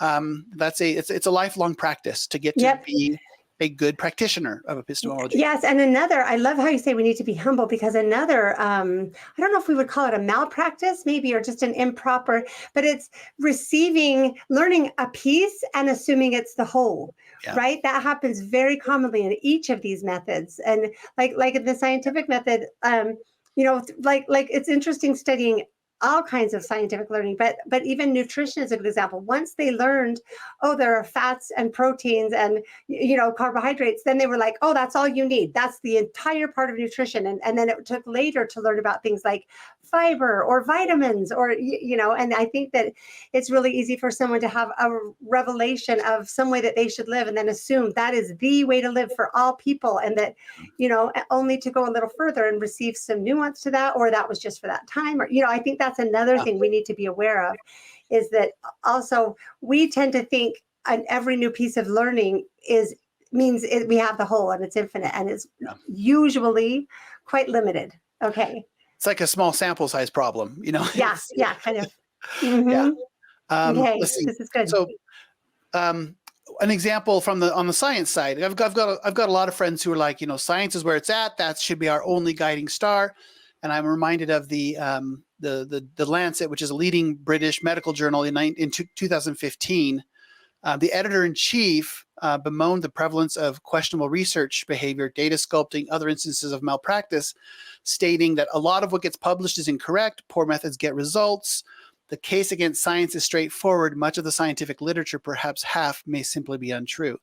That's an enormous problem, That's devastating. Yeah. That's devastating. And when we know now, we can follow the money to see that the pharmaceutical companies own the medical journals. Like, we have big problems. We have big problems. Yeah. Epistemology is there's a lot of problems with how we do it. And of course, on the revelation front, we should be the first to admit that there are, we could add Warren Jeffs to this list. There's just enormous malpractice and of course there is, of course the adversary would focus on, inspiration, revelation on that avenue as having, he's going to focus efforts there, because if you can, we talked, a little while ago about all the important things that have come through prophecy. If you can discount or cause people to disregard prophetic pronouncements, like, look at what could be lost. Right.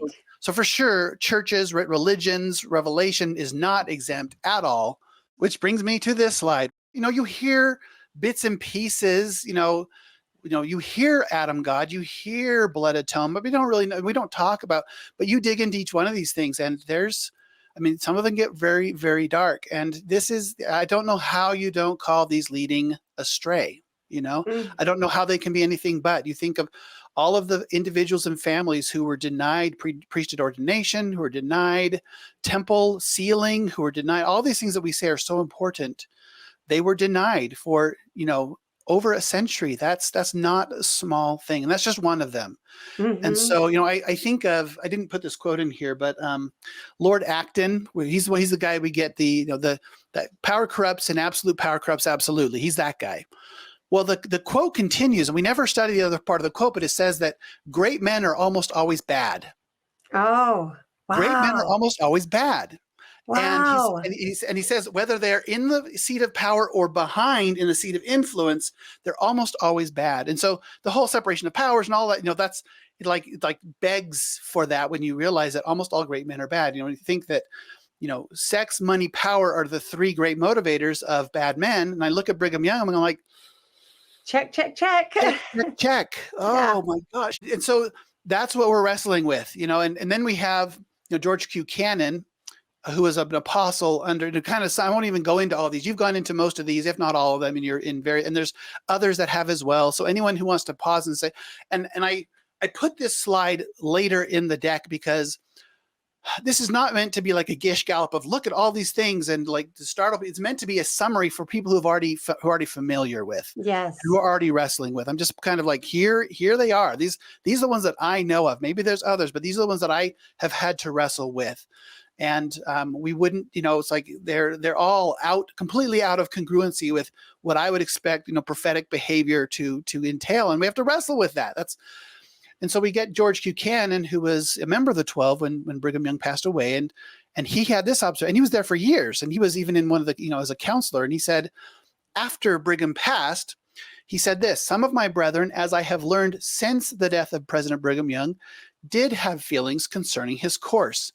They did not approve of it and felt oppressed. Members of the Quorum of the 12 felt oppressed.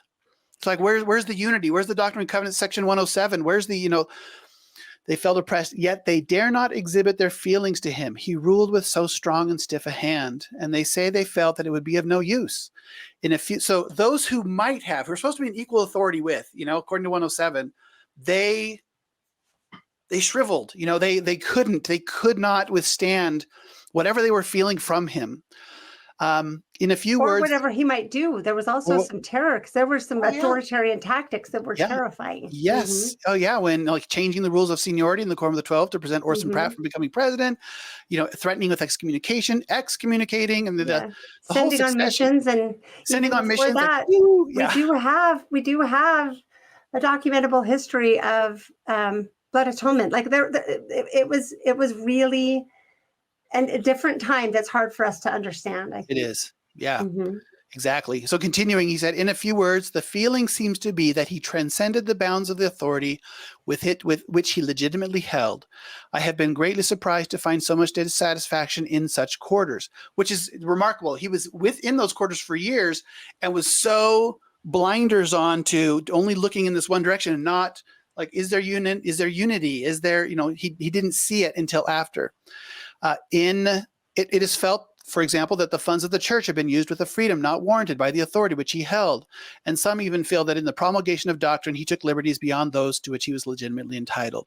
Oh, that's the one other piece I forgot to mention in the very beginning. I remember as a child, going to Temple Square as a family and going on the tour. And I remember looking at the Beehive House and the Lion House and going, how did he afford that? What did he do for a living? And it wasn't until much later, it's like, oh, he took loans, unpaid back interest-free loans from the tithing funds. Anyway, it's like, this is hard stuff. So and that doesn't even include the Gardo House, which I think most people had a shock to learn about. Yeah. The Gardo House or the St. George, mansion there, or the farmhouse or the, So for those, and so this is just meant as a, I don't know how many people, will watch this who aren't already familiar with, and I don't mean to again, this is the anchor in the false rock, and it's like there. This is not meant to as a criticism as much as a these are real issues that if we as saints, if we don't know about them, our faith, we may be able to proceed in faith to the end of our lives and be part of group or 2 or 3, where as long as these things don't come into my life, I can just live just fine.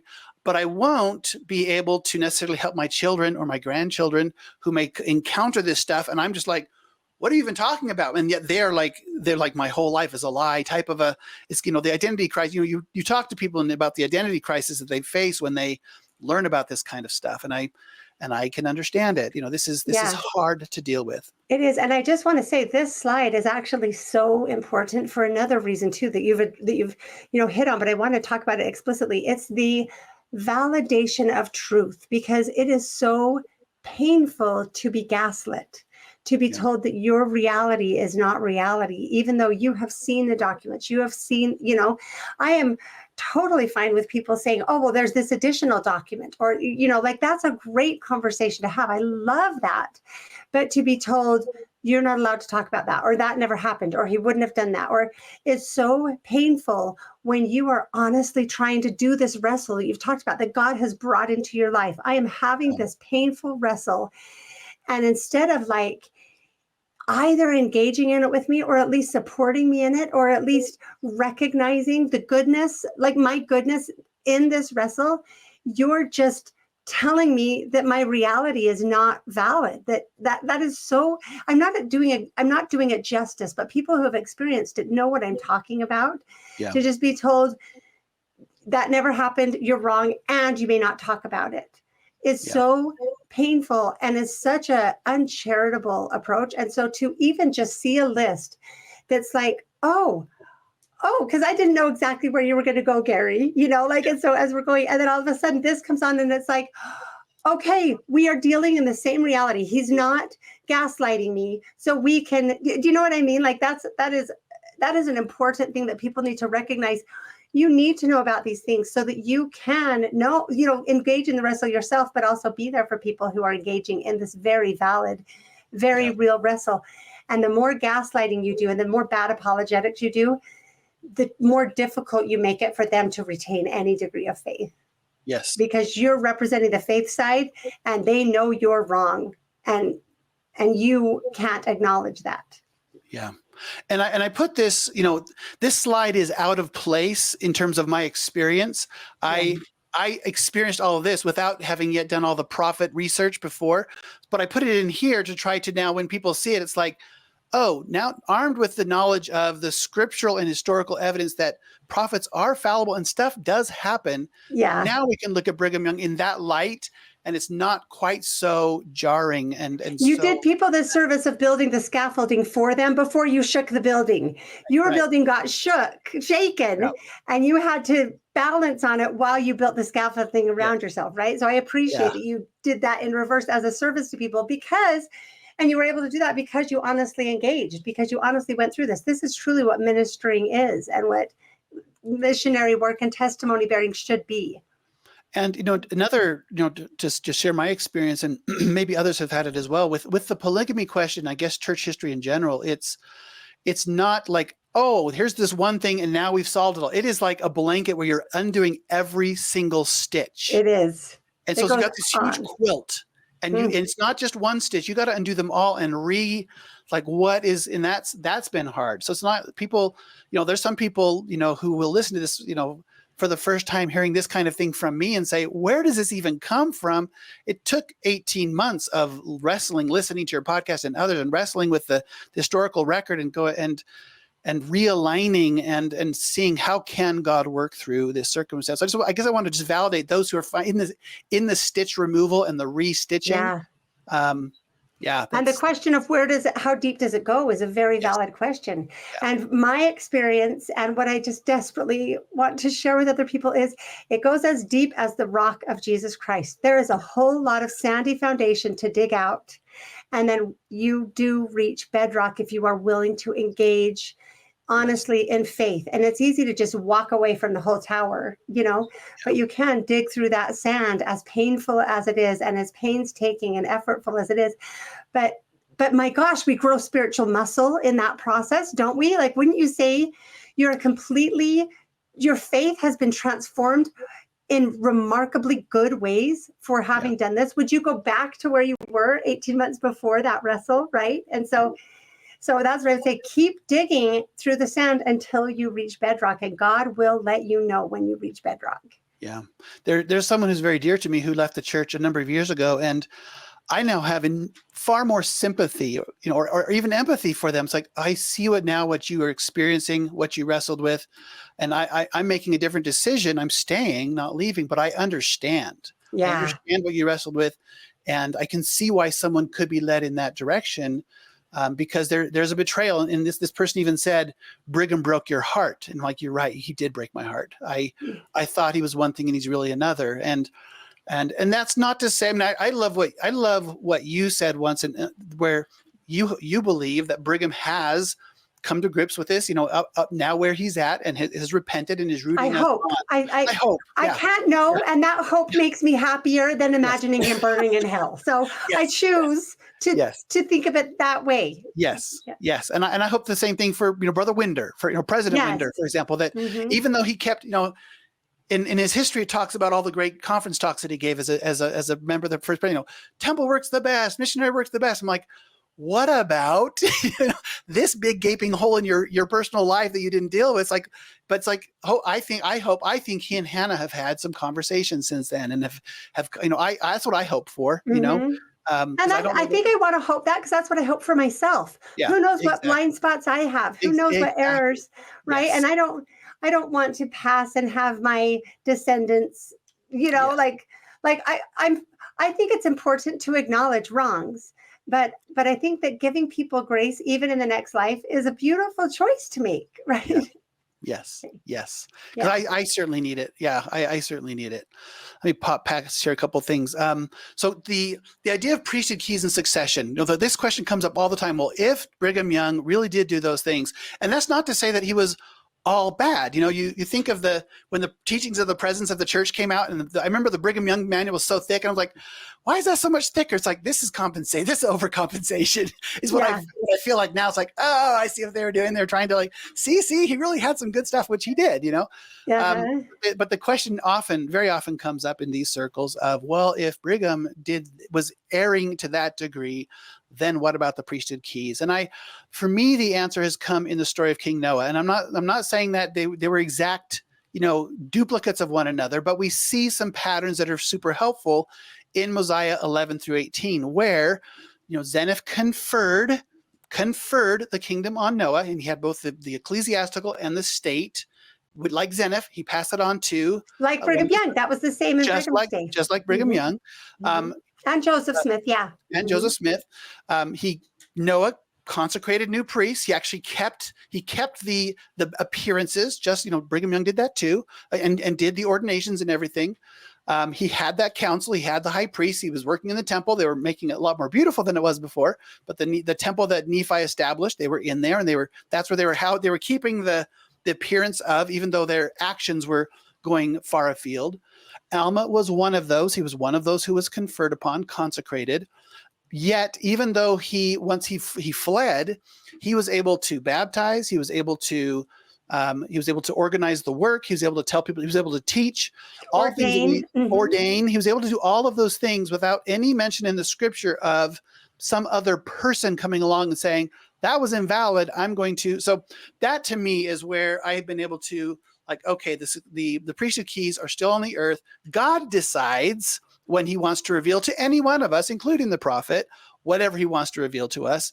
And so it's back to, I revere, I honor, I sustain the prophets, and I have a responsibility and the opportunity and responsibility to hear what they say and clip into that rock by getting a revelatory confirmation of my own, which to me is actually one of the beautiful things, lessons that I've learned from the temple is, and maybe that's actually where the next slide goes into. I guess I'll hit that here in a minute.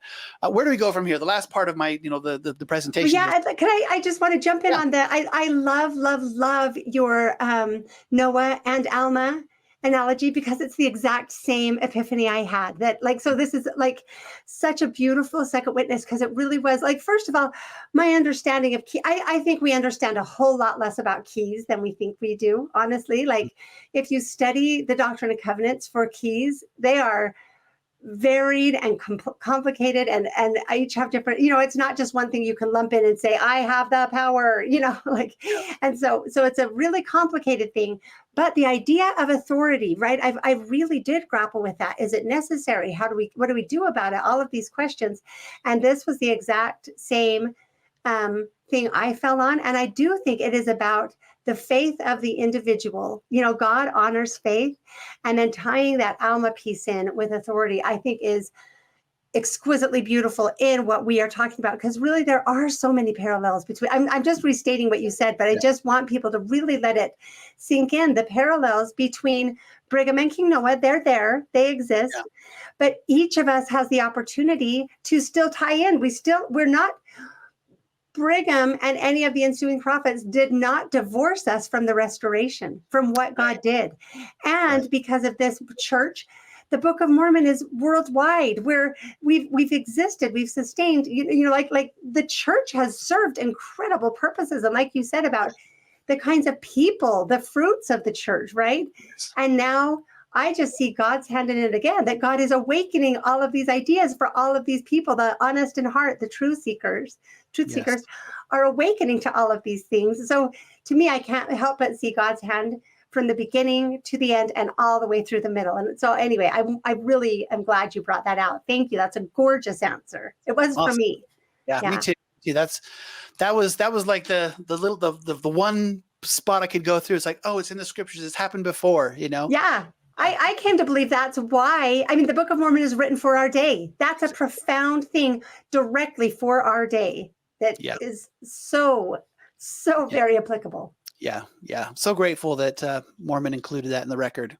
Mm-hmm. So, we've you asked me to share my story. And so I shared, where I was at before, what I've gone through in the last 18 months. And what I'd like to close with is, where do we go from here? How do we proceed as a people? Which I think will shed light on why I interact with people the way I do online, which you brought up at the very beginning.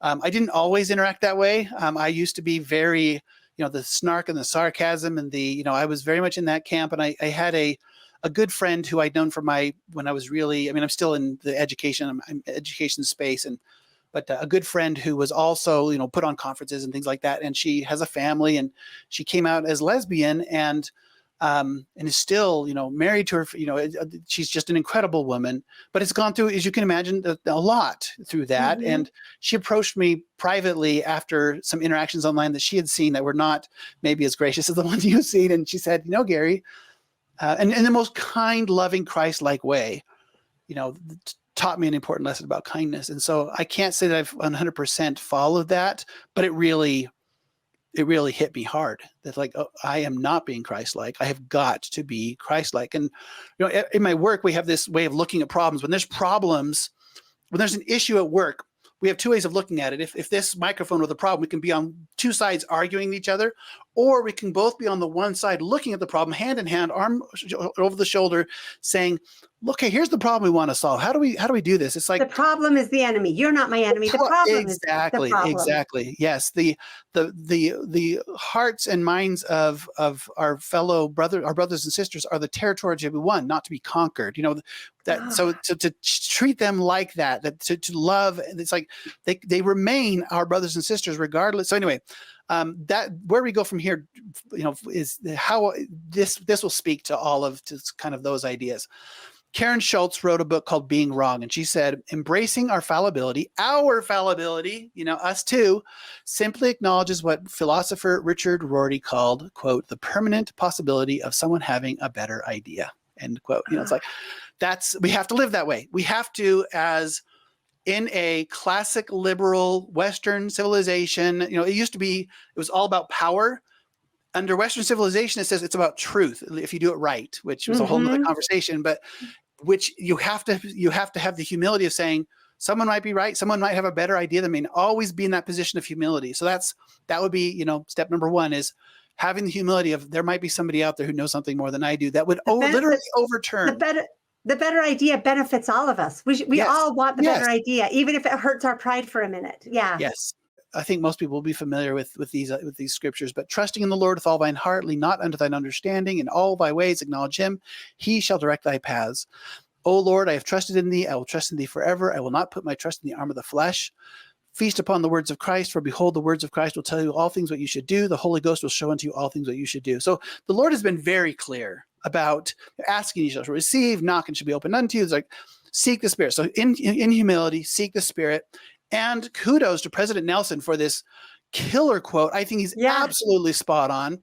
In coming days, it will not be possible to survive spiritually without the guiding, directing, comforting, constant influence of the Holy Ghost. We're there. It's the coming days. We are in them now. As soon as you get exposed to this stuff, which many people have for many years in the past, I just happened to be in the last 18 months. But as soon as you do, it's too late to plant the roots. The clipping in along the way, once you start getting hit by the winds of church history, if you have not already clipped in, it's a much tougher battle, So I think this is an absolutely prophetic statement that if you are not already clipped in, get clipped in, because the difficulties will come. They're out there. The internet is there. The information is there, and it's going to hit you or a loved one sooner or later. And this is just one part. Church history, polygamy is just one part of many things that we could get hit by. And also going kind of back to the humility point, that this information has been there the whole time. As a child, even though I went through the whole correlated church classes and everything, there was a set of the Journal of Discourses sitting on the shelf at home.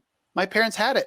I'm the one who didn't pull it off the shelf and read it. And I did ask my dad, I'm like, how come we never read out of these things? And I was pretty young, and he said something like, they don't know that they were always transcribed correctly, which is actually the official. If you look on the church now, like, why don't we? Oh, they're not considered doctrine. It's like, this is why. This is why. And that's actually a false, they say that they don't know if they're correct. We know that those were their words because they approved them. They had to be published in the newspaper, and they had to be approved before they were published in the Journal of Discourses. So it's not that they were transcribed incorrectly. It's just that some of the doctrine's not quite correct, right? So yeah. And it's not just one, it's all throughout. And so it's not like everywhere. Somebody made a mistake in one place, it's everywhere. Yeah. And it's not one topic, and So disciple over scholarship is, as far as, having mercy towards the church, like, why didn't you tell me all this? Like, it's over, this is discipleship over scholarship. And also, something that occurred to me is that we have, in Mormon, when he is putting together the Book of Mormon and picking and choosing, he's doing so with, these people that he's selecting records from were hundreds and hundreds of years before him. He's disconnected from them. He says, this King Benjamin did this. It's not like he knew King Benjamin. That was hundreds of years before him. Our church does not have that benefit. It's recent history. This is like almost living memory. My great-grandfather was born in 1895. He lived 100 years till 1995. He was a stake patriarch, gave me my patriarchal blessing. He served in the World War I. So I have a connection to the 19th century. I knew someone, it's like that. It wasn't much of a leap back farther than that to these people. So it's very recent. And how do you correct? You do what Kimball did, where he says some church leaders have maybe in the past, so it's just, that would be very hard. It's a hard position to be in, to have to correct recent past leaders when you're in that same seat yourself. So I feel like there's some mercy, or some recognize the difficulty of that. Yes. I've said so many times, I would not want to be in those callings. Yeah. It's incredible. And trying to keep all of the people together when there's such, it's an incredibly they do need our prayers. Right. Yeah. And I love your focus both at the beginning and coming up now on what the church does do. Like, it really does benefit us in learn. I was just sitting, because I've had kind of a rough week and had to renegotiate things with myself again, over the church. But I was sitting at my little boy's soccer game, and a little 3-year-old came walking past, and she was just singing, Heavenly Father, are you really there? And, and just the thought came to me, we don't know what it does to a child's brain to grow up from their earliest days being taught God loves you and you are of great worth and God will always be there for you. And, this structure we have that teaches us to love one another, even though that's hard. And again, the aspirational, the ideal, we don't always live up to it, but we can focus on the ideal. I know I have had so many experiences of being stretched to try to love people who I wouldn't associate with if they weren't in my ward, right? Yeah, And I've yeah. had so many experiences of the incredible, good people who have loved me and have, like, the service that our family has received over the decades, like unbelievable service by the good people of this church, that, like, there is so much goodness that I compared it recently to a marriage. A marriage has its strength and its weakness. Your spouse has their strengths and their weaknesses, right? There are the good parts and the bad parts. It's not only the bad parts. It's really easy to get in a mindset where all you can see are the faults and the negatives, and just point and pick at them, right? And then you eventually divorce, and then you have no motivation to even try to see the positive anymore, and it just becomes only the negative. And that happens to a lot of people who leave the church. A lot of these voices that now just become 100% critical, and it's not true and it's not accurate. And I think staying engaged and looking for the positive and trying to maximize the positives, while trying to, like, we're doing our best to try to minimize the negatives in the ways that we can, that we feel called to, right?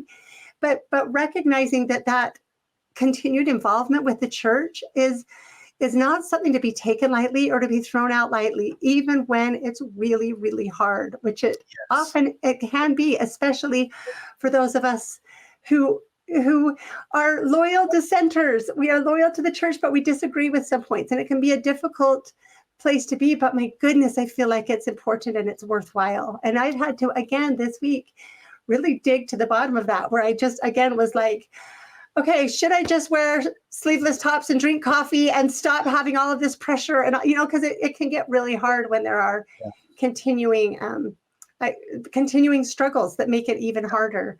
But I always, for me, I've just know that that's my own hurt speaking, my own, it was my own self-protection. Just wanted to say, you can't fire me, I quit. Or, you know what I mean? Like, I'm going to break up with you so you can't break up with me, or whatever it is. But really, like, if I get still and listen to God, God is calling me into this church always and showing me the benefit for me, for my husband, for our children, for our family, for my children that are on missions and have served missions, and my children that have yet to serve missions, and that have, like, the way we teach morality, the way we teach service, like these lost values in our world. I think it's so easy to take them for granted and not recognize what we are giving up. And that's why I just am, like, desperately wanting to say, let us have this space to talk about these things loyally, in a loyal way, right? Instead of just a critical way.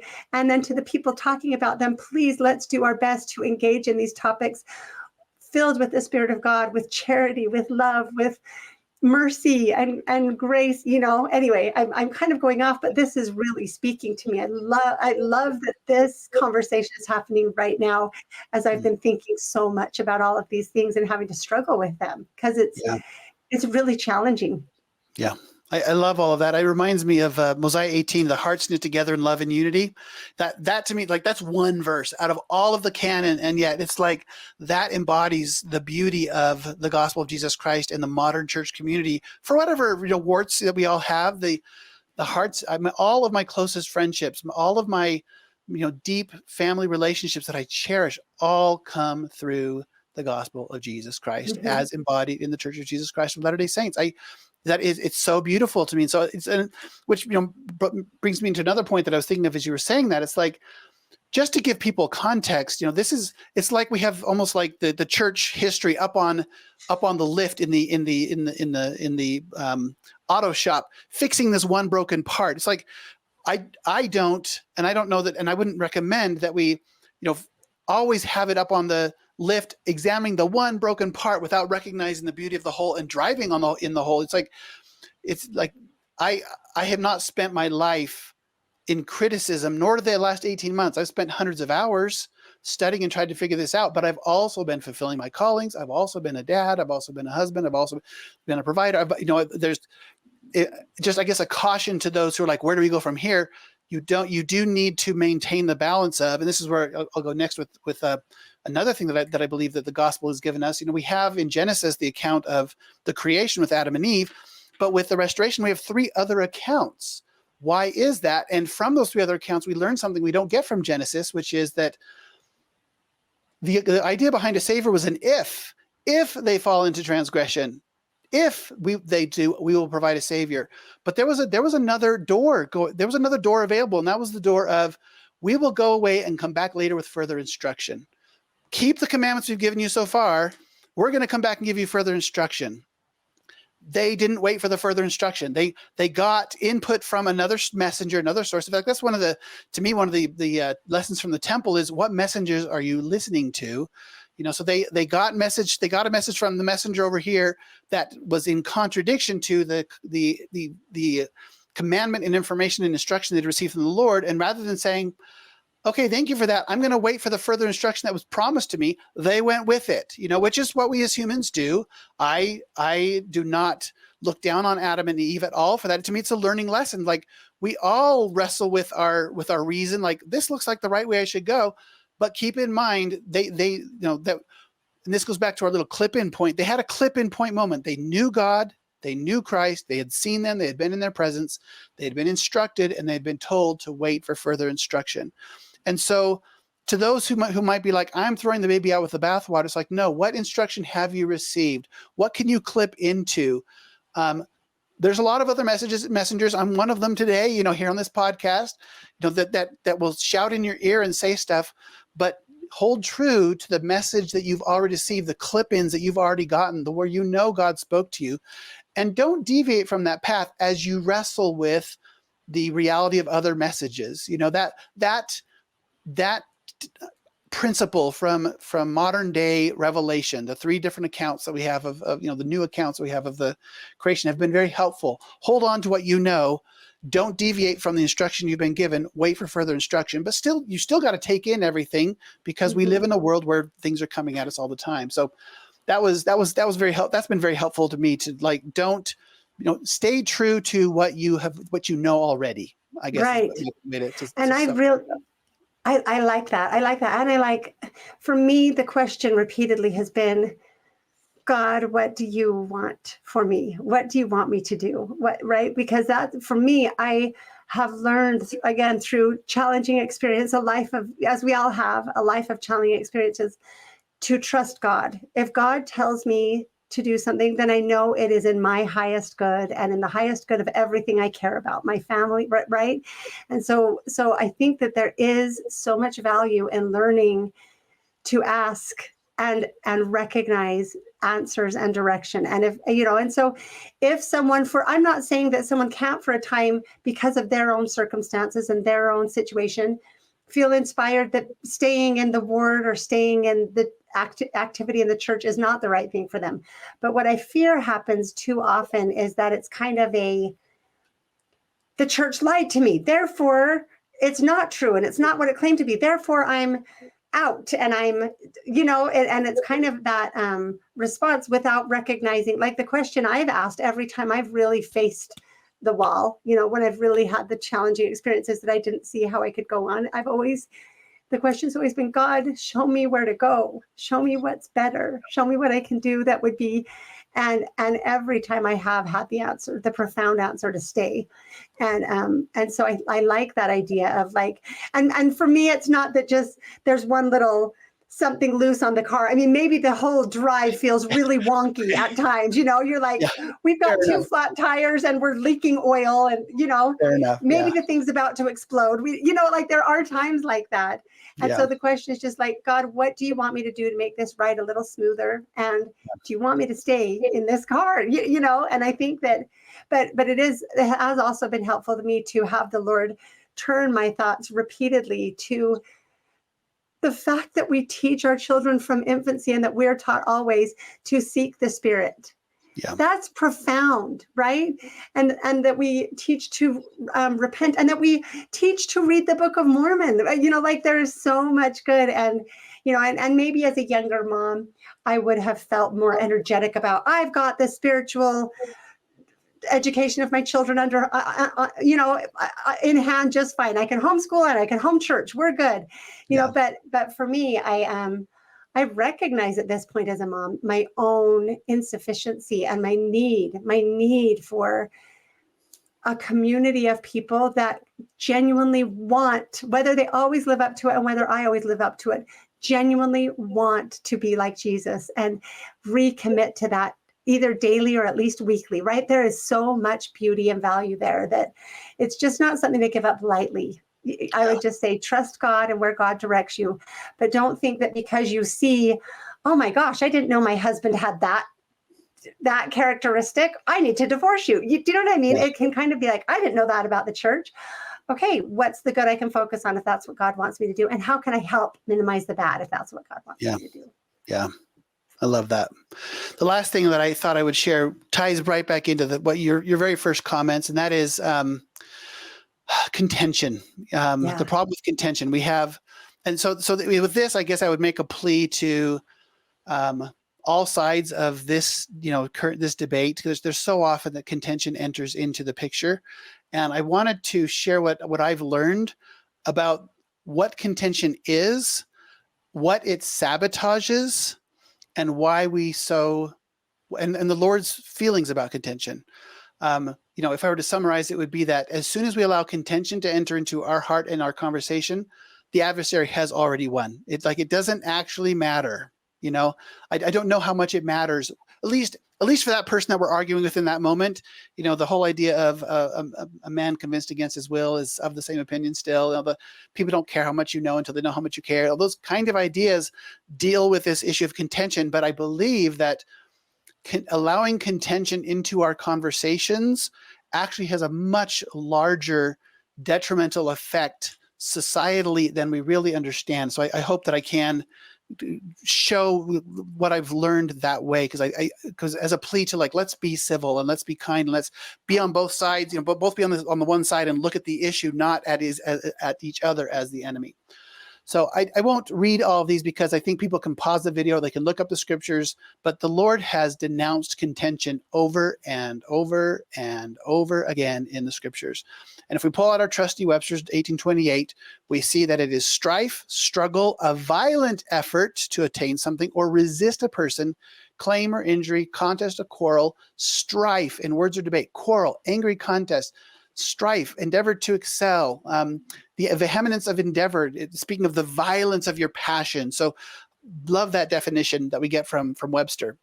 It reminded me, I'll just read this one part. They should not contend with one another. So contention in this particular verse in 2 Nephi 26 is surrounded by all these other terrible things. Like it's up there with murder, lying, stealing, taking the Lord in vain, envy, malice, whoredoms. They should not contend. It's like, why is contending in this group? Why is it being classed here? For whoso doeth these things shall perish. And that reminded me of perish. There's another scripture that talks about perish. It's Proverbs 29:18, where there's no vision, the people perish, but he that keepeth the law, happy is he. Well, what's that all about? Well, Webster's 1828, vision, definition is in scripture, a revelation from God, an appearance or exhibition of something supernaturally presented to the minds of the prophets by which they were informed of future events. So revelation from God, that's what vision is. Without revelation from God, and I don't think it's just capital P prophecy, I think it's lowercase as well. Without vision individually and collectively, the people perish. Well, what does perish mean? Die, lose life, wither, decay, waste away, to be destroyed, come to nothing, to fail entirely or be extirpated. I had to look that one up. What's to extirpate? To pull or pluck from the roots, to root out, eradicate, destroy totally. There's more words there, but perish, that paints a certain picture. If we don't have revelation, those things happen to us individually, maritally, familially, but societally. But he that keepeth the law, happy is he. It's like, okay, well, what does law and what does happy have to do with it? Well, there's just a bunch of other scriptures, and people can stop the video or, 2 Nephi 28:4-5. They can go look at that. Mosiah 2:32-33. All of these are talking about how contentions, are drinking damnation to your soul, how bad contention is. Mosiah 18:20, you can go look that one up. Helaman 16. This one felt a little close to home on the polygamy front. Many more things did the people imagine up in their hearts. What doctrines were imagined up in their hearts, which were foolish and vain. They were much disturbed, for Satan did stir up them up to do iniquity continually. Yea, he did go about spreading rumors and contentions, that he might harden the hearts of the people against that which was good. So again, contention playing in there in Helaman 16, 3 Nephi 11. There should be no disputations. There should be, concerning the doctrine of the points of, concerning the points of my doctrine.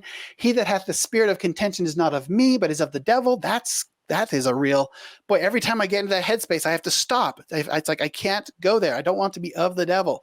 Mm-hmm. The father of contention stirreth up the hearts of men to contend. That's where I get the idea of, as soon as we allow contention into the conversation and we participate in it, that's why I feel like maybe that's just my opinion, but that's why I feel like that's a victory for him. That we have that's the victory for Satan. It's not saying Mormon. It's getting the people to contend. That is a victory for Satan. Exactly. Yeah. And those things should be done away with. And I just slapped in 4 Nephi 1, 2 through 18. Just no contentions. This is the Zion people chapter. This is the Zion people. That's what we want, is the Zion people, that's right? That's our aspiration, yes. That's our aspiration. And so studying this chapter from that perspective of, this is what we're aiming for. And so I bolded all the beautiful promises, the beautiful benefits, the blessings, that come from being that kind of people. No contention is mentioned there 4 times. 4 times, as part of, we've got to get rid of that if we want to have that, And so you mentioned snarky, how it feels good. It does. It feels good. Being sarcastic feels good. And yet I'm sawing the limb off of the tree, and I'm on the other side of the tree because I'm undoing the progress towards Zion, which is actually the goal. So my little victory, I'm losing the battle, And you know what? I'm going to say this, even though sin feels good often, right? The natural man is an enemy to God. And so I know, it's so hard. It's so hard at times, especially when it feels so well-deserved. And like you've been so forbearing for so long.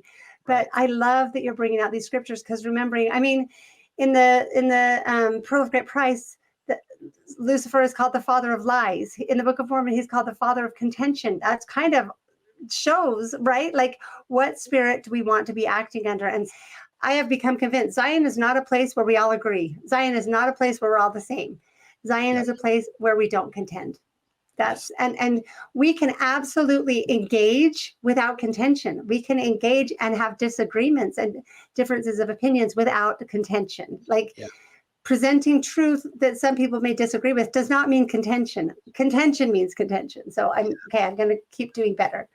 As I think of just the genius of some of the Lord's teachings, like the 2 great commandments, to consolidate so much into those 2 commandments. When I think of love your neighbor, it's like, I have to remember, if my manner of speech makes them think that I love being right, or I love this issue, or I love my stance more than I love them, I'm doing it wrong. Yeah. And that's really, and so it's like those 2 commandments, it's like you hit your head against them all the time. It's like, I love that he can so concisely, it's like, I can remember that. I can remember love God, love others. Sum up the principles of our entire existence on earth. You are here to live according to these 2 principles, which are excruciatingly difficult to constantly remember. How often are we told to remember, and to seek the inspiration to know how to best implement them, and to have our hearts constantly turned to God so that we can, I'm being called to repentance, Gary. I'm going to keep doing it. Okay. You and me both. So, going back to that Proverbs 29:18, just remind us that where there's no vision, no revelation, where there's no God speaking to us, the people perish. And we know we've seen parts of society that have withered and decayed, that have wasted away, where there even whole societies, when you look at the Soviet Union, where no one trusted each other, or China, where they were turning each other in, like what happens when that is doing, we live in such a Judeo-Christian society where this kind of thing, where people trying to talk to God and be kind to each other is still so much a part of how things happen. We forget how much farther society can sink and go. Yes. If we can go farther than we have so far. This is where my study with polygamy and the church history has joined with other areas of my personal study that helped me appreciate how important the lack of contention is, and how he that keepeth the law, happy is he, how that works societally.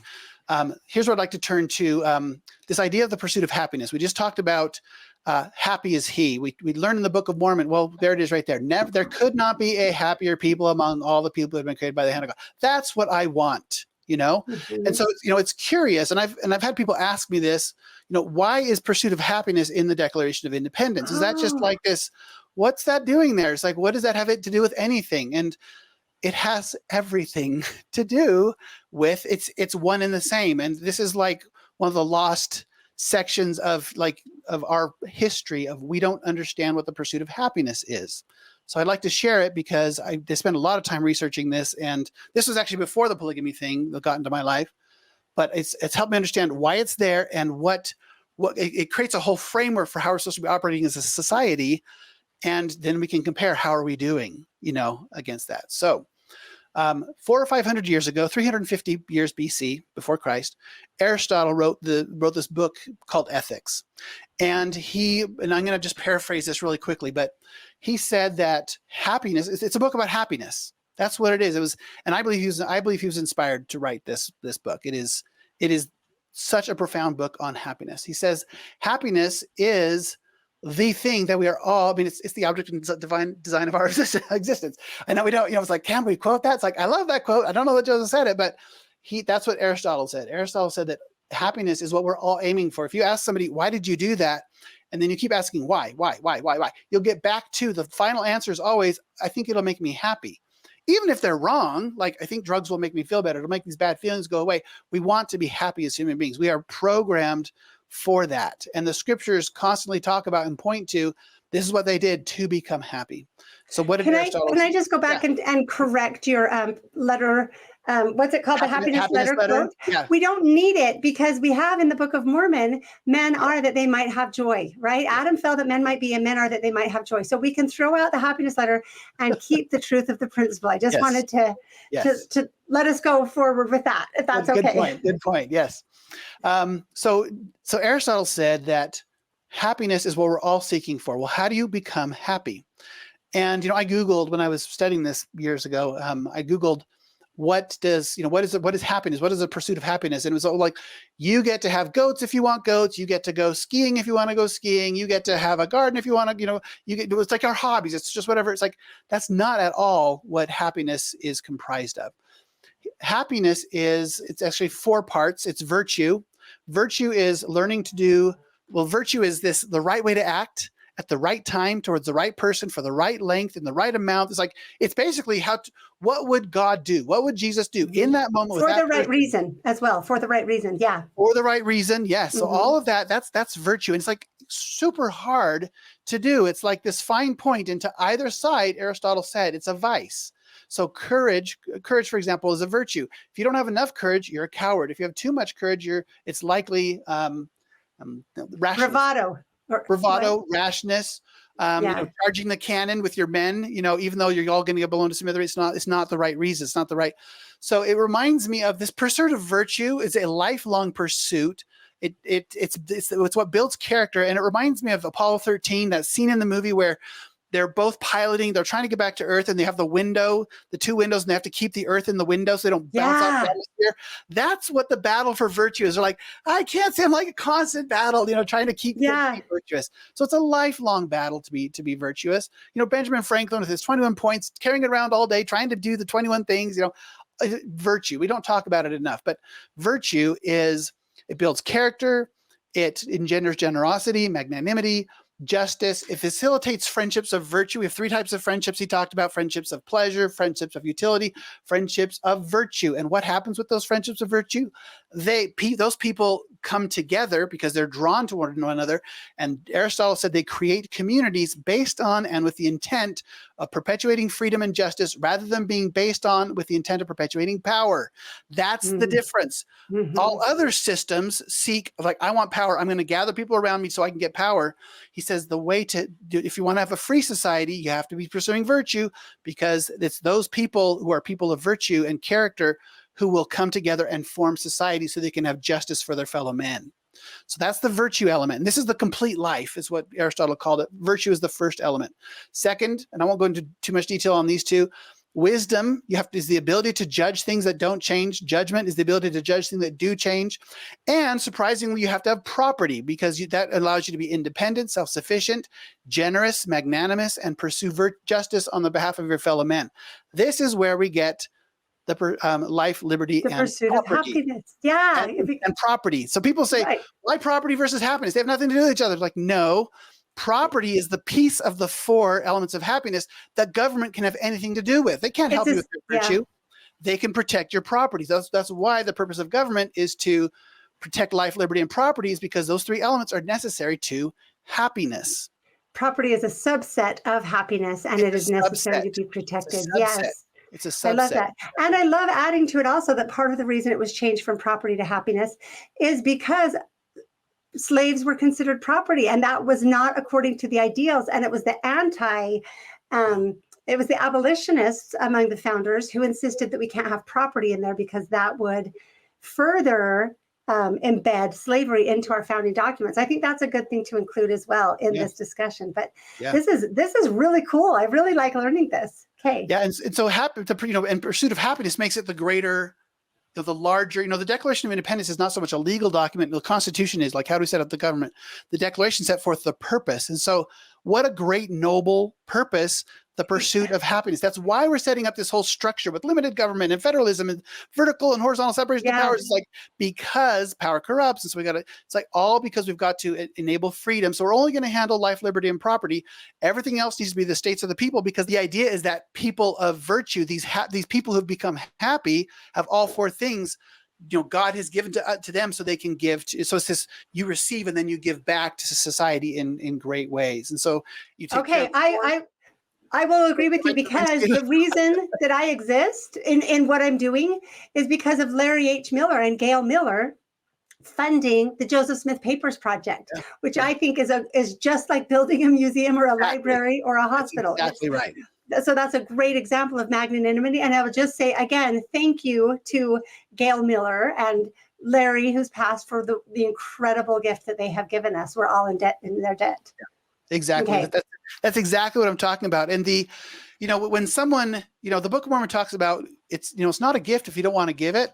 That's, speaking of what does it do when we twist these things, when when we think of people on both sides of the political aisle, for example, I think we all want to feed the hungry, clothe the naked, heal the sick, house the homeless, liberate the captive, educate the ignorant. We all want to do those things, but how do you do it is the question. And under, the progressive movement within the history of the United States was that, life, liberty, and the pursuit of and life, liberty, and protection of property is not the only thing we can do with government. Let's use the power to do all these good things. But the problem with that is, well, one, the concentration of power, but it also removes the responsibility from the individual to be the person of virtue, wisdom, judgment, and property that gives back to their community, because the doing the good stuff that's the job of the state.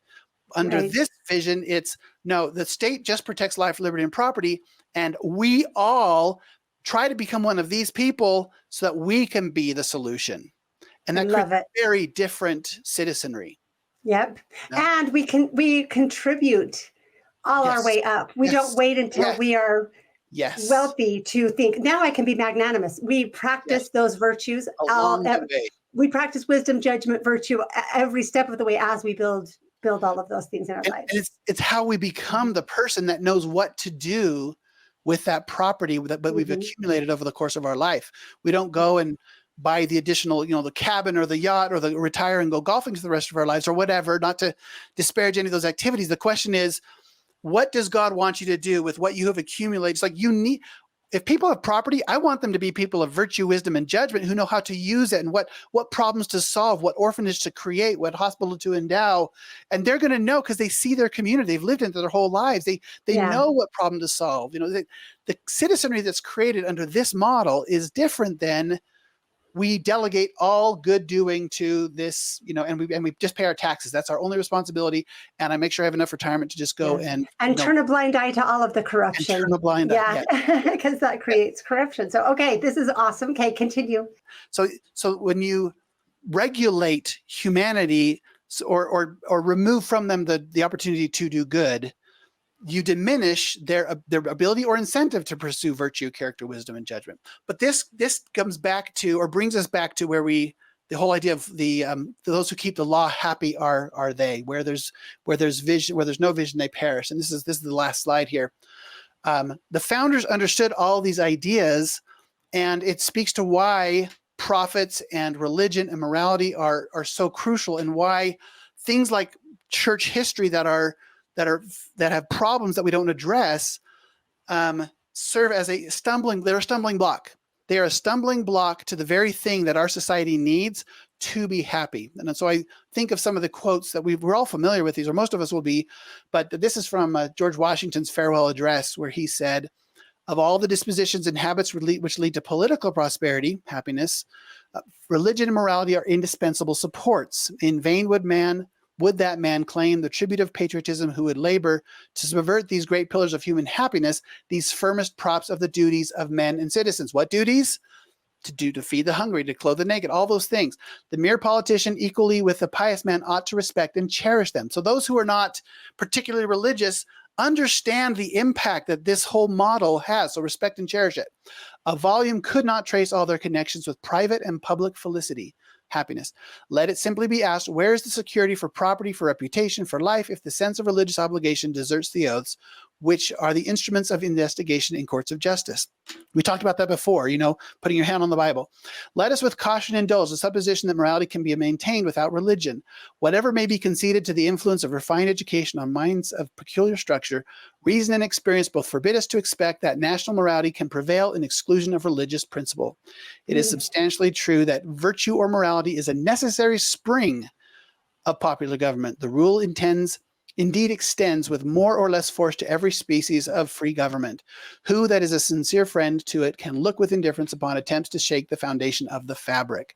And that is like, to me, it comes, all of this that we've been talking about, the problem with the history of the church, for me, one of them is that it creates a stumbling block for those who would look to prophets, who would look to prophetic utterance in the scriptures for guidance on individual, marital, familial, communal, political, civilizational happiness. It's all tied in. And when we don't properly address our church history, it inhibits, or when someone comes up against it, it's a stumbling block for the big picture. And so I'm really grateful to people like you who are doing I can't even imagine how much hard work to wrestle with the difficult history. I think of Fawn Brody, and she starts out the book with like, it's really contradictory. It's really hard. And by the way, there were like 12 other prophets when Joseph Smith sprang up and said, hey, there's like 12 others that she could document. It's like, it's a hard thing knowing who's the prophet and what are the utterances from God. It's a wrestle. We wrestle with God and we let God prevail. That's how we gather Israel, starting with ourselves. Thank you, Michelle, for the opportunity to share that with your audience. Oh, I appreciate it so much. And I think it's fabulous. And one of the comparisons I think about, even as we've been talking about the church, is you've kind of gone over to quite an extent the ideals of the church and the gospel, and how in some ways we've fallen short of those, and laid out the ideals of our system of government, which is was up until recently agreed to be the greatest system in the world. I'm not talking about just America. I mean, the principles of self-government and individual rights and individual worth of man, right? And equality under the law, all of those principles. But as we talk about those, we see the ways that our society is failing to live up to those ideals and those principles, and has throughout time. But does that mean we have to leave America? Right? Do we need to go, fine, I turn in my card, I'm done, yes, I'm leaving? And the same question, where's better? Where do you want me to go? Right? And so I think that I see a similarity there. There's something about blooming where you're planted. What is it? Something where you stand? What did President lift where you stand? Lift where you stand. I was like, row where you stand. That's not it. Lift where you stand. There's something about, God, what can I do to make this thing the best it can possibly be? Whether it's the country or the church, because I see a huge parallel between the two of them. Me too. Beautiful ideals that we are failing to live up to in many ways. Yeah, exactly. Yes. So Gary, thank you so much for coming and sharing this and just feeding all of us with all of this wonderful information. And thank you I'm so glad you tuned into the podcast that day. I'm so glad you got in Me that too. conversation. And I do want to know about kind of your change of heart. I assume this was not an easy transition for you. So do you regret tuning in? Do you wish you hadn't? Would you No. recommend to others to not get in? Okay, yeah. So gain knowledge as fast as you can. The glory of God is intelligence. You've got to learn the truth. And this is someone said this online about this movement of, wow. And I know it's not the first time that people have said Joseph Smith wasn't, but we have more info. I mean, I can't believe what's been dug up. It's like, really? I thought we were in the 21st century. It's like, we are just like, this stuff is being, it's like, this is a freight train. This is a freight train coming at, and I don't know when, it will, go mainstream, quote unquote, but it feels like a freight train when you haven't known about it and it suddenly comes into your life and it can shake you up. And that's it's not that everyone has to explore these things, but very likely someone in your life will. And do you want to be the person that can help them, with the stumbling block, help them over and rather than watch them trip and not know how to help them? Because I've had that happen too, where I've had people that I love trip and fall over things I didn't know how to help them. And now that I realize I could have, there's things that I did with my time in the past that I could have spent preparing myself to help them. Not that I'm ever anyone's savior, but I could be For sure. like, oh, I've traveled this road. Let me shine a light down this road for you, so it doesn't seem so dark and dismal and like a dead end. It's not a dead. Yes. Yeah. And I guess for me, it just comes down to, this is our heritage. Oh, say what is truth. 'Tis the dearest gem that, right. And like the whole restoration, the people's lives could have been so much easier if they had just stayed where they were, stayed in the religion but truth beckoned them forward, even if it created upheaval in their lives, even if it created hardship and uncertainty. That is what God calls us to, right? Is truth. So if we want to keep in the tradition of the restoration, seek truth at all costs, seek truth. And as President Nelson said, you've got to have that closeness to the Spirit. Absolutely. 100% agree with him on that. Beautiful. Thank you so much for coming and sharing all of this with us. It was just wonderful. It's a pleasure to meet you. Likewise. Thank you, Michelle. Thank you again to Gary for coming and sharing his thoughts. He had so many things that he'd been thinking about a lot that he wanted to share that he felt very important to him. And I love being able to share messages from different perspectives. And I thought it was beautiful to listen to his journey of faith and how he has been able to navigate his faith and his continued involvement in the church, which is what I've done. Of course, I know that everybody has their own direction and their own answers, but I hope that we all can ponder on the things that one another shares, because I think that they're valuable. So thank you again to Gary, and thank you for all of you who are joining us, and I will see you next time.